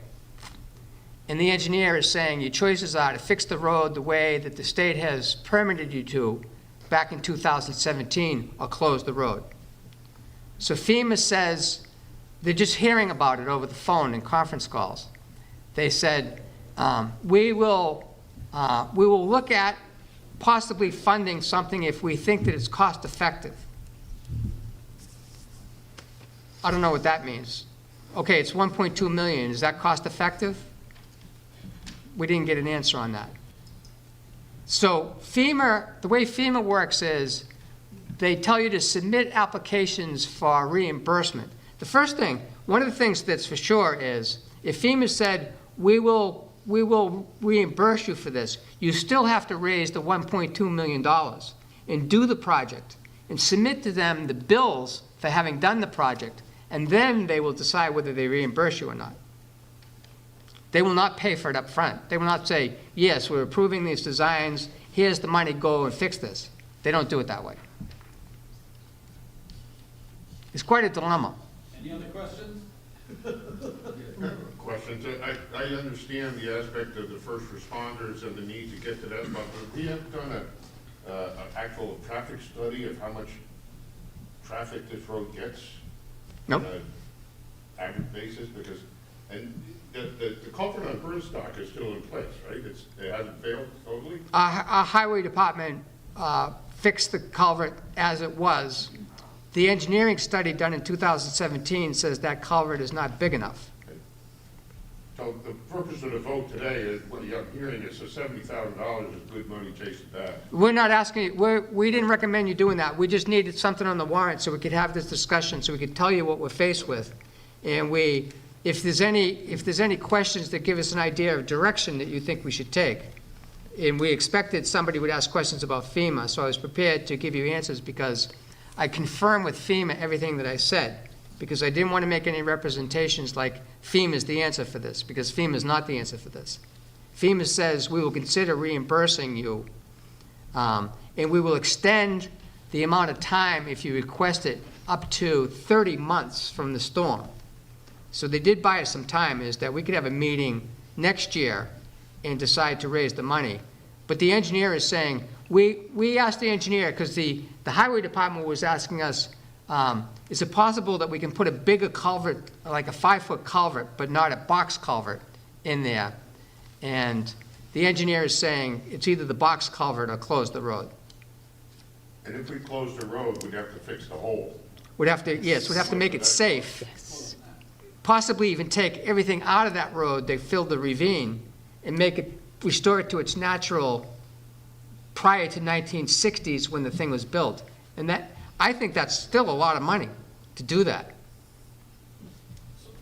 The water line. You talked about this, there's no plan, there's no budgeted plan to do anything with that road. The only thing we can do right now is keep that road closed and now start to talk to the engineers about how to make it safer. And that's another design. That's thousands of dollars to get the engineer to design something that says that this road stays closed and this is what you have to do to bring it back to its natural state, I think. We haven't even asked the engineer that. So we're a year away from that, Right, appropriating money for that. right, In the meantime, it's unsafely closed. right. Jay? Thank you, Mr. Moderator. I recommend that we vote this article down. Any other discussion? Seeing no discussion, all those I'm going to read again. The Safety Village District will raise and appropriate the sum of $70,000 to replace and upgrade the existing failed culvert on Grissom Road for engineer design to permit reopening of the Grissom Road. Remember, the recommendation is to vote against this. All those in favor of the article, all those opposed, unanimously voted down.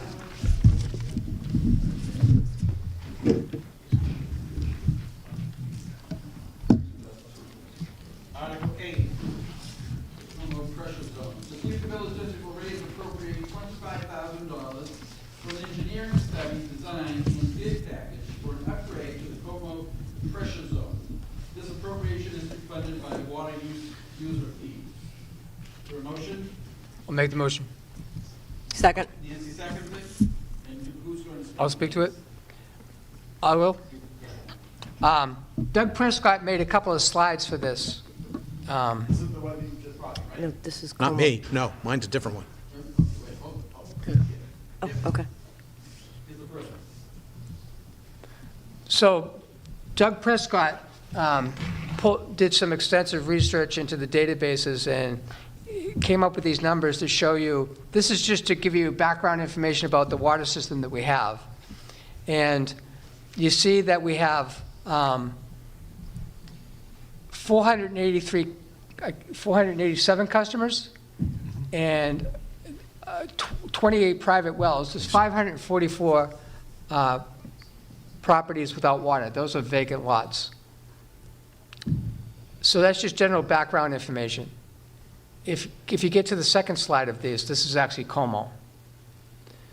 So the Como area is an area in Idlewice that's controlled by a pressure reducing valve.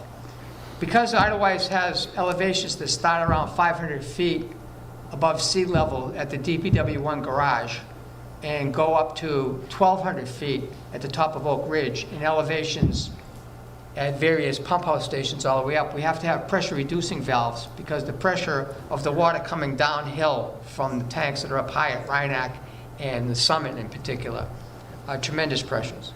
So we reduce the pressure of the water that comes into the Como zone by a PRV, pressure reducing valve on Como, or a little road that you may not be familiar with. It connects St. Moritz to Hotwell.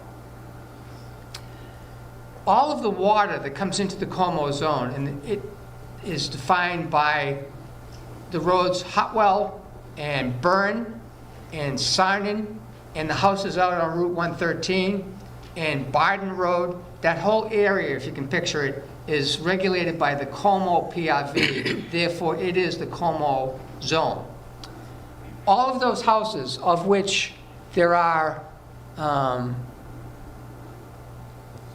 68 water customers.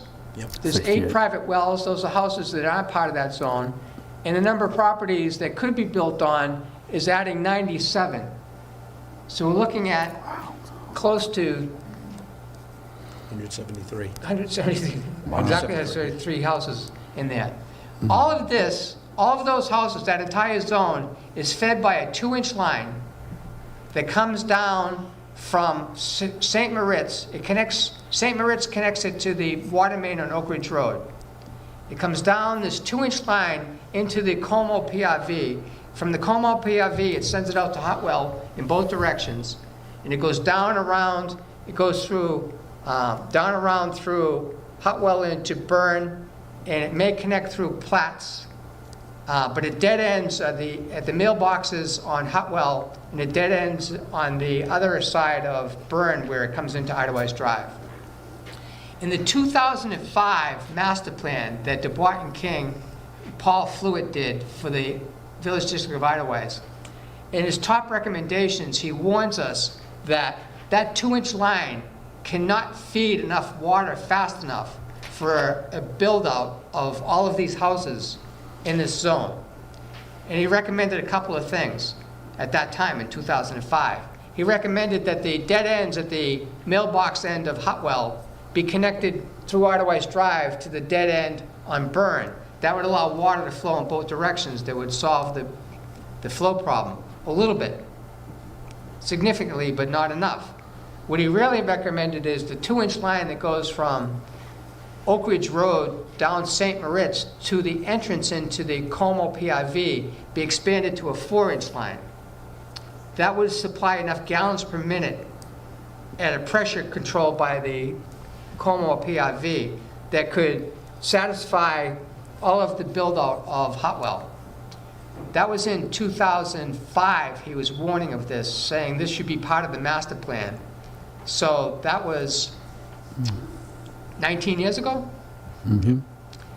Last year, the current engineer from DuBois and King that worked with Paul Fluitt, Nick Schedule, said he's starting to see the beginnings of problems, and he recommends that we do something about it.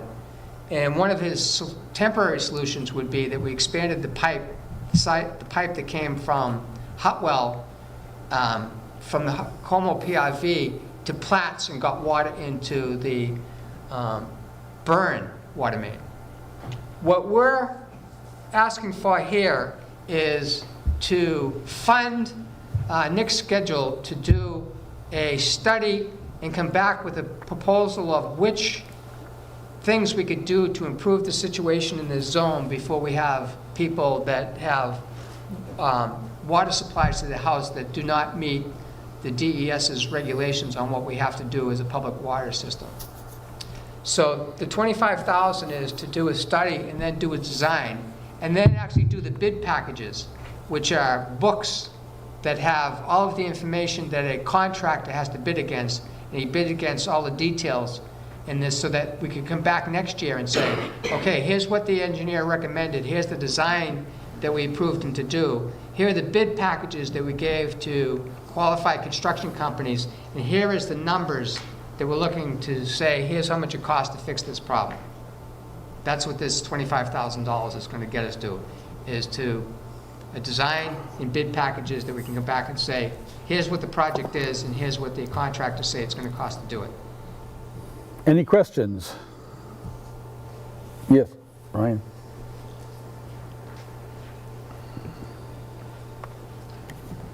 Just for some clarity, is the intended design like from the top of the hill all the way down through Como? No. If you go up Oak Ridge Road from Otherwise Drive, the very first left that you can take is St. Moritz. Yep. There's an existing 2-inch water main that runs from the water main in Oak Ridge Road that goes to the top. Therefore, when Rhineac is dropping water down, Rhineac can deliver water. The Muddy Beach pumps can actually deliver water to that point. The Rhineac tank has gravity fed. It can deliver pressure to that point. It also can come down from Oak Ridge there. So the water's mainly coming from Rhineac and when Muddy Beach pumps are on. Understanding already. Your question is, are we going up to the summit? No, we're only making a new water connection from Oak Ridge where St. Moritz intersects with it down to the Como PIV. That would, I think you just did it. So there's multiple drivers, not just tapping from Oak Ridge. All the Because water is going to come from Oak Ridge. Yeah. I mean, the water coming down to this Como zone, or delivering, let's say, is coming from potentially multiples. The reason for my question was, if you go from a 2 to a 4 off of the 6 tap, delivery model, does the 6 need to be adjusted? No. It brings it, but because you're saying it's multiple fed, that's what I wanted to. The choke point is that pipe that's on St. Moritz. That's what needs to be upgraded. Okay. Any other questions? Yeah, John. How many, John Kanzler, how many properties without water have requested water at this time? Have they made requests and we said we're waiting? How many properties? So I'm trying to demand, I'm trying to figure out. Of the 97, how many have actually put in for it? Is that what you're asking, John? Yeah, kind of Yeah. what demand are you seeing? I understand there's 97 properties, but have there's been request of demand for those properties? I'm just trying to understand Those are how future big of a homes. demand this is. for It's the number one area for Develop. current construction and new construction in the last couple of years. I don't know if they're still back there. Just based on the number of driveway permits and the number of water hookup requests we've had, the areas, is Hutwell, Byrne, Barden, Sarnan, that's the area that we're seeing the big growth. Kevin? Is there any estimate of how many new homes could be built in the area before we have a failure of the system currently? No. Just wait and see then. Right, the thing that made him write a letter to us the previous board last year was, I think there might have been 5 hookups done in that in the Como zone last year. It's long, flat roads, you know what those roads look like. And you know how many new houses went in there roughly I don't know if you drive down there, but that, as Nancy was saying, those 2 roads got more houses built last year than any of the other roads. He does a modeling on a computer of every time someone applies to become a new customer of the water system, hook onto the water system, they give us a $10,000 check to say they want to connect to the water system. Then we notify the engineer that this property wants to be a hookup. He runs a computer simulation to say, can we supply water to this house? Before we say, we're accepting the application, we're going to deposit your check, and we're going to actually do the water hookup when your house is ready to be connected. We have to tell them yes or no, we can do it or we can't do it. That's how we end up getting people on wells. There's a lot of them we say we can't do it. He's running the models for the houses last year and started to say, we're starting to get near having a problem with this for real now. But there's no estimates of how many houses, because where are those houses? Which elevation are the next houses coming in at? The higher the house is from the water main and the road, the more chance that house is going to get in trouble. It's the existing houses that he's worried about by adding new houses onto this that are going to be okay, creating problems when they're all turning their faucets on a Saturday morning at the same time. That's what he's worried about. So essentially, if we did this improvement, we'd be creating more potential water customers rather than having them dig wells. We'd be saying to more water customers, we can let you on the water system. Any other questions? I'm going to read the article one last time to see if One more thing, can I say, Bob? Oh, yeah? Our intention is, I think it says in the warrant article, that we think we can pay for this without having to raise the water bill. Right. There's going to be no... So there's no additional cost to us to do this. It's already in our water bill. Cost. That's how fat the water bills are. To see if the village district will raise and appropriate $25,000 for an engineering study, design, and bid package for an upgrade to the Como pressure zone. This appropriation is to be funded by water use fees. All those in favor?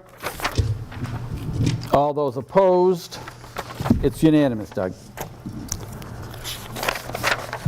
Okay.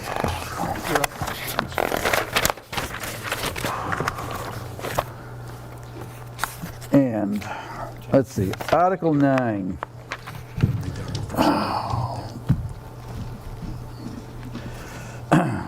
The Summit Cabana Building. You're on Article 10 on the slide. Article 9. No, I went too many clicks. To see if the village district will vote to raise and appropriate the sum of $7,500 to repair the section of the old Summit Cabana Building at 98 Oak Ridge Road, now used for VDOE record storage, sorting and retention of all official documents and as mandated by state of New Hampshire regulations. These funds will be used specifically to replace the electrical wiring that is over 50 years old and to bring it up to code. The current electrical wiring poses a potential fire hazard to the building and an electrical shock hazard to village officials and volunteers working on records management. The funds will also be used to replace one existing door and 2 interior doors that are also over 50 years old and in their current condition are a security risk for an official VDOE work and storage space. Is there a motion to move this article? I'll make a motion to move this article. And Mark seconds it. And what do you want to speak, right? I'm going to speak to it, yep. bring my slide? Yeah, give me a minute. I'm going to come up here because I don't want to read it at an acute angle. The slides are put together. Where did I, come on. And maybe my hearing is wrong. Did I hear Bob say, he said 70,500? 7,500. I thought I heard 70. It's 7,500. Oh, come on. Oh. Okay. Yes. Woody, do you want to recognize the highway guys while we're waiting? Excuse me? Yeah. Before I start to do my show and tell on Warrant Article 9, I just want to recognize our DPW employees, Tony Eldridge and Jeff DiMartino, who did an incredible job.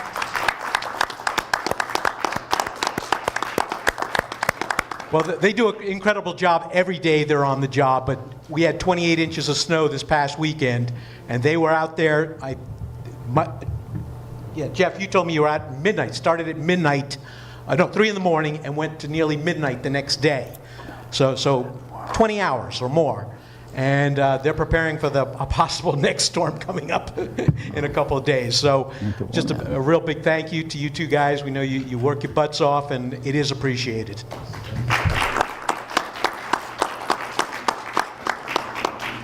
All right, let's have some fun. Warrant Article 9. Okay. Last year, a certain individual who's here today cajoled me into running for village clerk. That person's going to remain unnamed. Okay? And I won. I became village clerk. What that same individual didn't tell me was, oh, by the way, there are decades and decades of records that the village clerk needs to take care of. Huh? What? Why didn't all the village clerks before me do that? Well, I guess they figured, let the new sucker do it. All right, challenge accepted. So we had over 120 boxes of records that had been sitting around for decades. Some of those records, tens of thousands of records in those 120 boxes, some dating back to the 1970s. Why were they kept? Because every document has to be retained until inspected. There are all these rules and regulations by New Hampshire by what records need to be retained, some for a certain period of time, and others in perpetuity, and some can just be chucked. But you can't, you have to go through every single record individually and make that determination in accordance with this long list of regulations telling you how to deal with it. All right, so you'll recall we sold the lodge, because that's where the records had been stored, and they were moved temporarily to DPW, which I don't know why it went there. There was a better place for it, but that's where they went. But certainly a permanent storage and working location was needed, the one it should have went to begin with. There was only one place left in VDOE to do this. Next slide. Come on, I'm having fun here. The Summit Cabana. All right, I'm sure you've all seen this building when you've gone up to the beautiful Summit. There are 4 spaces within there. You'll see 2 garage bay doors. On the right is where EPOA stores the things. On the left is DPW storage. In the way back is the Carroll County Sheriff's radio communications. You can see the antenna. And then between that, sandwiched between that, is an old changing room, because there used to be a pool up there, changing room. And it was an unused den of vermin and refuse. Next slide. It was a hazardous environment. Like I said, vermin and refuse. There was insulation saturated with rodent excrement and stockpiles of their seeds and nuts. There was sagging, moldy ceiling tiles because the roof had been leaking at one point. It's been repaired. A couple of years ago, got repaired. But left behind were the sagging, moldy tiles. And there was dirt and dust and debris from decades of neglect. Next slide. It was also a dumping space for unused water lines, dam boards, broken equipment, and more. Just basically a place to throw junk. Next slide. All right, still has village clerk and assistant village clerk to the rescue. That was Doug Prescott and me. All All right, we had to dress up in medical grade protective coveralls with hoods and elastic seals at cuffs and ankles. We had to wear full face respirator masks with N95 filters, and of course we had our brooms, dustpans, shop vacuum cleaners, air blast equipment, you name it. We were ready to do this. Took us 2 full days. So you can see, we filled up over 30 55-gallon garbage bags of that old insulation, ceiling tiles, and debris and dirt. We used the air blasting equipment to get at the overhead spaces and get all the dirt and grime out of there. And we swept and vacuumed and swept and vacuumed and swept and vacuumed until finally we had a workable space. And upon completion, all boxes of records were moved from DPW to the Summit Cabana space, which was and is now safe to use as a workroom to sort through these records. Labor and material cost to VDOE for all this? $0. This was all volunteer work, which amounted to this point 98.5 man hours. Yeah, almost 100 man hours. And that included Jeff and Tony's help getting those boxes up there and helping us with it. All right, but we have a security issue. Oh, go back slide. Back. But we have an electrical safety issue. The interior electrical wiring and fluorescent lighting is over 50 years old. It's an electrical shock hazard experienced firsthand by the assistant village clerk, Doug, when attempting to get a bank of lights working. I was right there, and I saw him get zapped. Oh boy, that's not good. That's a fire hazard. So, who cares if the old Summit Cabana burns down? Well, remember the Sheriff County's radio telecommunications are up there. We don't want that place burning down. Not because they pay rent money to us, but because that's a critical communications juncture for emergencies. So that's why we need some money to totally rewire that storage space and bring the lighting up to code. And that was done. The exact same work was done in the space that the Sheriff County rents from us. Next slide. Security issue. Actually, we have 3 doors, but two of these doors, which are again original from 50 years old, are security because the one comes from the outside and another comes in through the DPW garage, so they can be accessed. If someone breaks in there, they could break into our space very easily. And these doors are in really bad condition and need to be replaced with new locks. So that's why I'm hoping you'll support a meager $7,500 so we can make this space a really good space to work in, and it's safe and secure. Thank you.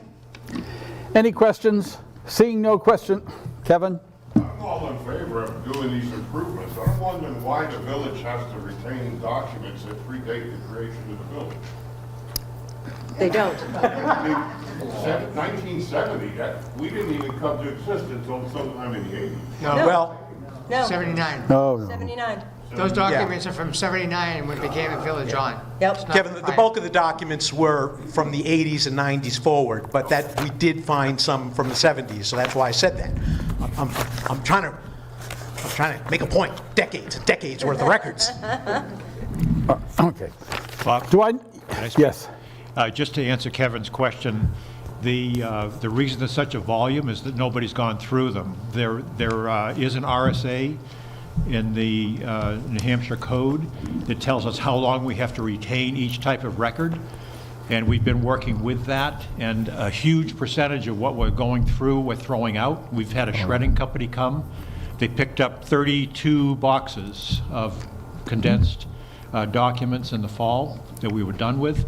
There is also an option going forward that we have, if we can get the right equipment in the office, we have the right to scan and retain by scanned form PDFs, as long as it's an archival format of PDF. So we're moving in that direction, but it's just a gigantic project to clean up 40, 50 years of records that haven't been touched. So most of them we're throwing away, but we have to go through each page of each box to find out, oh, this one is a 10-year retention, this is a permanent, this is a 2-year retention, and we can make decisions based on that. It's just an enormous amount of work. We had a good volunteer crew working on that in the fall. Okay, any other questions, comments? No? Okay, I'm going to just read a portion of this. To see if the village district will vote to raise and appropriate the sum of $7,500 to repair the section of the old Summit Cabana building at 98 Oak Ridge Road, now used for VDOE record storage, sorting, retention of all official documents as mandated by state of New Hampshire. All those in favor? All those opposed? It's unanimous, Doug. Okay, I think we're down to the end, aren't we? Yep. Article 10, Green Space Ordinance. To see if the VDOE legislative body will adopt the following as the VDOE Green Space Ordinance. Is there a motion? Mark moves and Nancy seconds. Doug. Doug Now. created a slide for this also. What? Doug created a green space slide that has the statistics on the property that the village owns.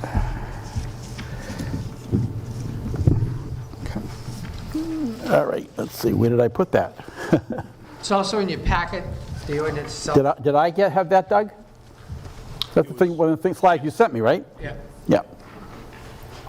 Where the hell is it? Pond level.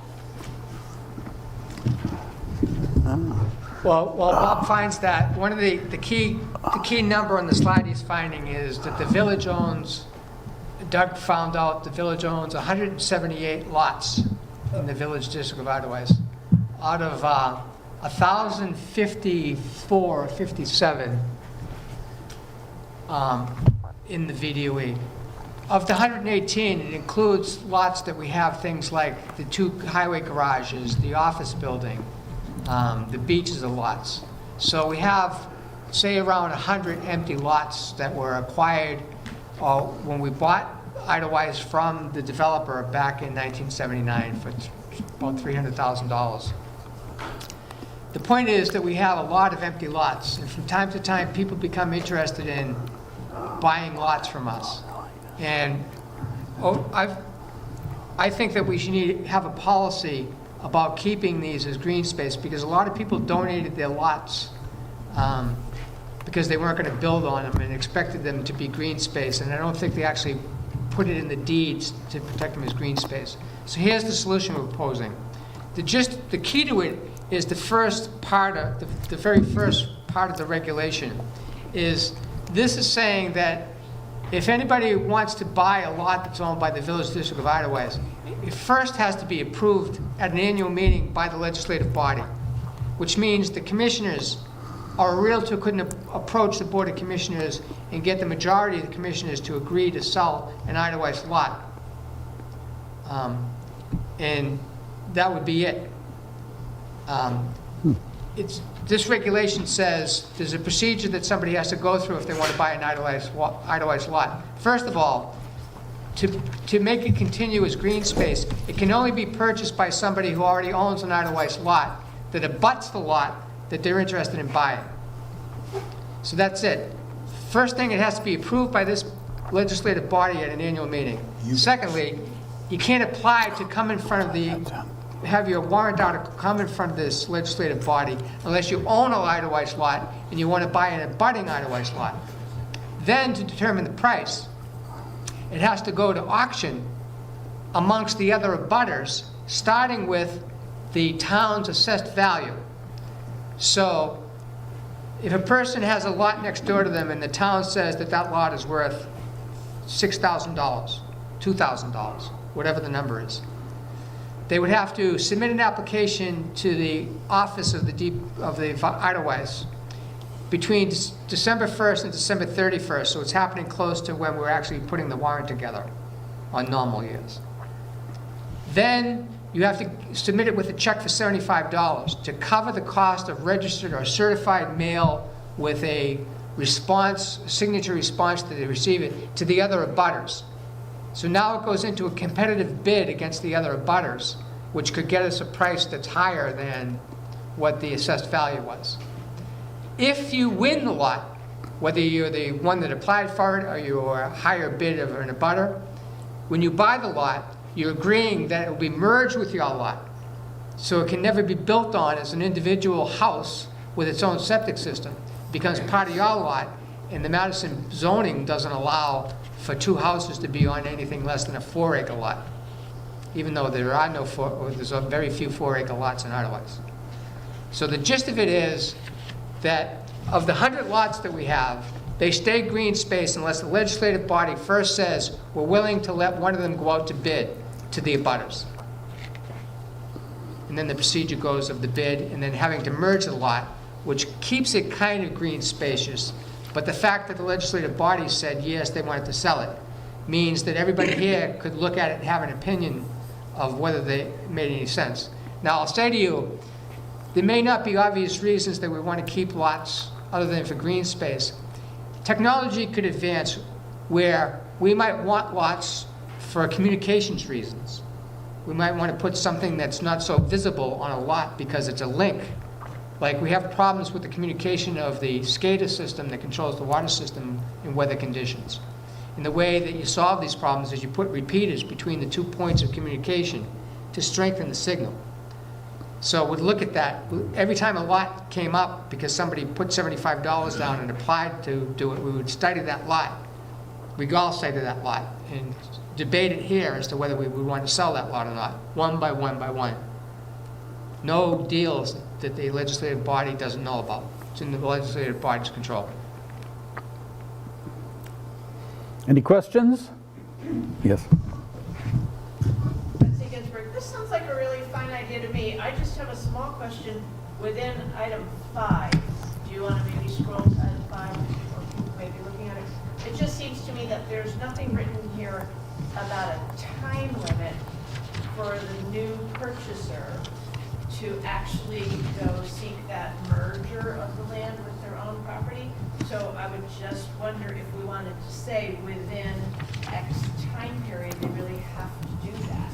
Otherwise, years from now, people would have forgotten that they got this under this deal, and they could potentially resell the lot perhaps. So it seems like it would protect us more if we said that we require them, it says here, let's see, the land shall be permanently merged, and I would just wonder if we would want to say within 1 year, and then maybe also say if this hasn't been done by a year, there's a certain penalty consequence in dollars. I don't know. Just a thought. Can that be done in the new deed? Right. I think that they don't get the deed for it until they've merged it. Well, you can't merge it until you own it. We have a little experience with this because we bought adjacent land and went to the tax office in Madison and had it officially merged. They wouldn't have done that before we owned it. We had the same situation. We owned the lot next door, we merged that. We had to own it before we could go to the planning board. So what would your amendment be to that section 5? Maybe the end of the first sentence could say within 1 year, and then if this deadline is not met, I don't know, I'd be able to tell them what a penalty would be. But just something to make sure they really do it, to give it more teeth. Yeah, that's a good point. If they don't do it within a year, it goes back to the week. And they lose their money too. And we have to pay them for it, or do they just forfeit it? I guess the, They failed to do what they needed to do. that might be a question for the legal people, I'm not sure, but Yeah. Seems like you could just deed it as a restricted lot. Right. It's unbuildable. That's why I thought it would be in the deed. It's right in the deed, you call it an unbuildable lot. and it's deeded. Right. Is that the case? We wouldn't have to be paying a lawyer to Well, not a rewrite lawyer, the but deed? that's what my sense is, that you put it right in the deed. But then we have to pay a lawyer to rewrite a deed, so then we're taking... No, it says that all costs, the cost is recording fees. borne by the applicant, the winner of the bid, and we get to pick who the company is that would actually write the deed, which for a case would be Alpine Title in Conway. They write a new deed when a lot is sold. Okay. The language should say that it should be a restricted deed.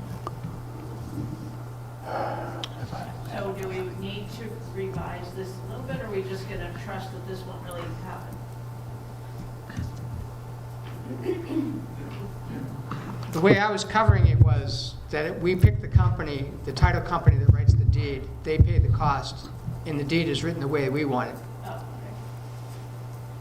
it. Have we run this past legal people? Nope. So that would be the first step, to see how enforceable. I mean, I'm assuming everything is right, but we ought to do that. I think the intent here is for us to pass this with the knowledge that that's going to happen. I mean, you got to make sure it's legally Well, Alpine enforceable, Design, right? They have a lawyer that reviews the deed that we're trying to get written, they're getting paid to write. Yes. Quick question, do we have an idea of how below market value the assessed value is? That's my first question. And my second question is, Kevin said it wasn't a buildable lot, but I heard from, I think from you, that they just couldn't build something that required a septic system.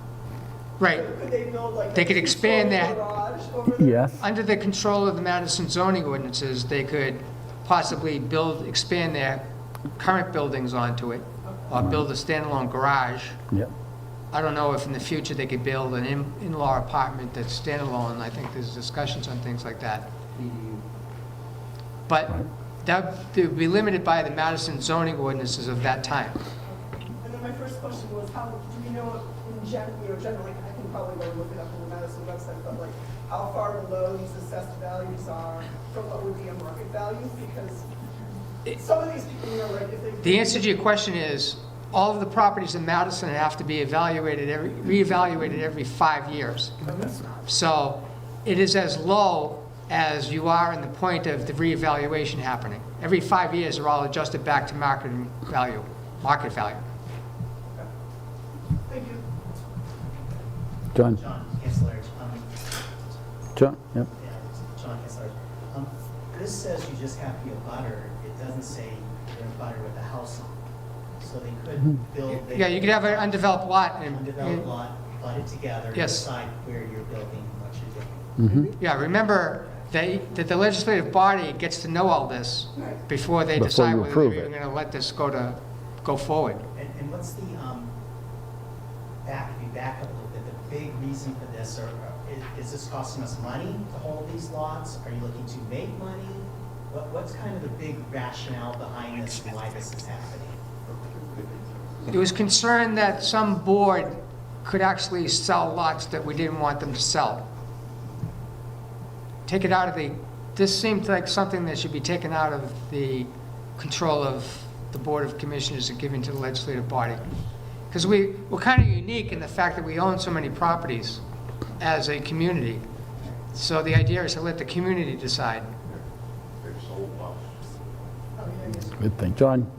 So lastly, one possibility is, it seems like people have a lot of questions on this, and I don't know if this has been discussed at the meeting, is to put the first one, any sale land is approved, must be before the legislative body, scratch out the rest, and then develop it over time. So that would restrict the commissioners from doing something, and then we could develop it over time. But that was just a thought. Does that make sense what I'm saying? You're restricting you basically by one, any sale, if there's any sale that would come before us, so we can stop sales. You cannot, as commissioners, do sales and then develop it over time. It's just a thought. So are you making an amendment? No. No. Okay. Any other discussion? Okay, are we ready to vote on this? To see if the Village District Revitalized Legislative Body will adopt the following as a VDOE green space ordinance, and the ordinance as written here. There's been no specific changes suggested or put forth. Point of order? Yes. Yes, I think there was did you want to change registered to certified? No. And drop out the last letter? No. Last paragraph? I'm sorry, I can't hear you, so the others can't either. What? Never mind. Okay, we're back to ready to vote. All those in favor? All those opposed? It's unanimous, Doug. Okay. Let's see. Let's get back to... Oh, I'm not good at this. We are. Old business, anything? So it would be old business or anything else to be brought before the... We have our last article, I think. Article 11, to act on any other business that may legally come before our meeting. Is there any other issues or questions? Okay. Seeing no hands, Jay. Thank you, Mr. Moderator. Jay Buckley. Mr. Moderator, Bob, how many years have you been a moderator? Oh, I don't know. I stepped down for a couple of years, Mark did it. Yeah. I think it was a couple of years. I'd say all told 10 maybe. Sounds right. But you think I should step down now? No. Get somebody else to run. I just want to express my appreciation, not only to yourself for your service as the moderator for 10 or more years, but also to the other two commissioners this year who stepped up when we got in a little bit of a situation. I also wanted to express my appreciation to Dinah Reese, who stepped out. I believe she's been our treasurer for, As long as I remember. am I saying 14 years is correct? I think it's Oh. 14, 14 Yeah. or 14. At Yeah, at least 14 14. years. Yeah. As well as many other people that have served for the Village District. And I don't want to forget the Madison Checklist Committee as well. Thank you very much for all your service. Thank you. Officially, the meeting is adjourned. All those in favor? Opposed? It's unanimous, Doug. Okay. Wow. Well. Oh, where do I start? Tyrannical issues behind us and level-headed, reasonable people guiding us, we won't have any problem with it. That is the hope and the plan. I think all three of us Why isn't that coming up?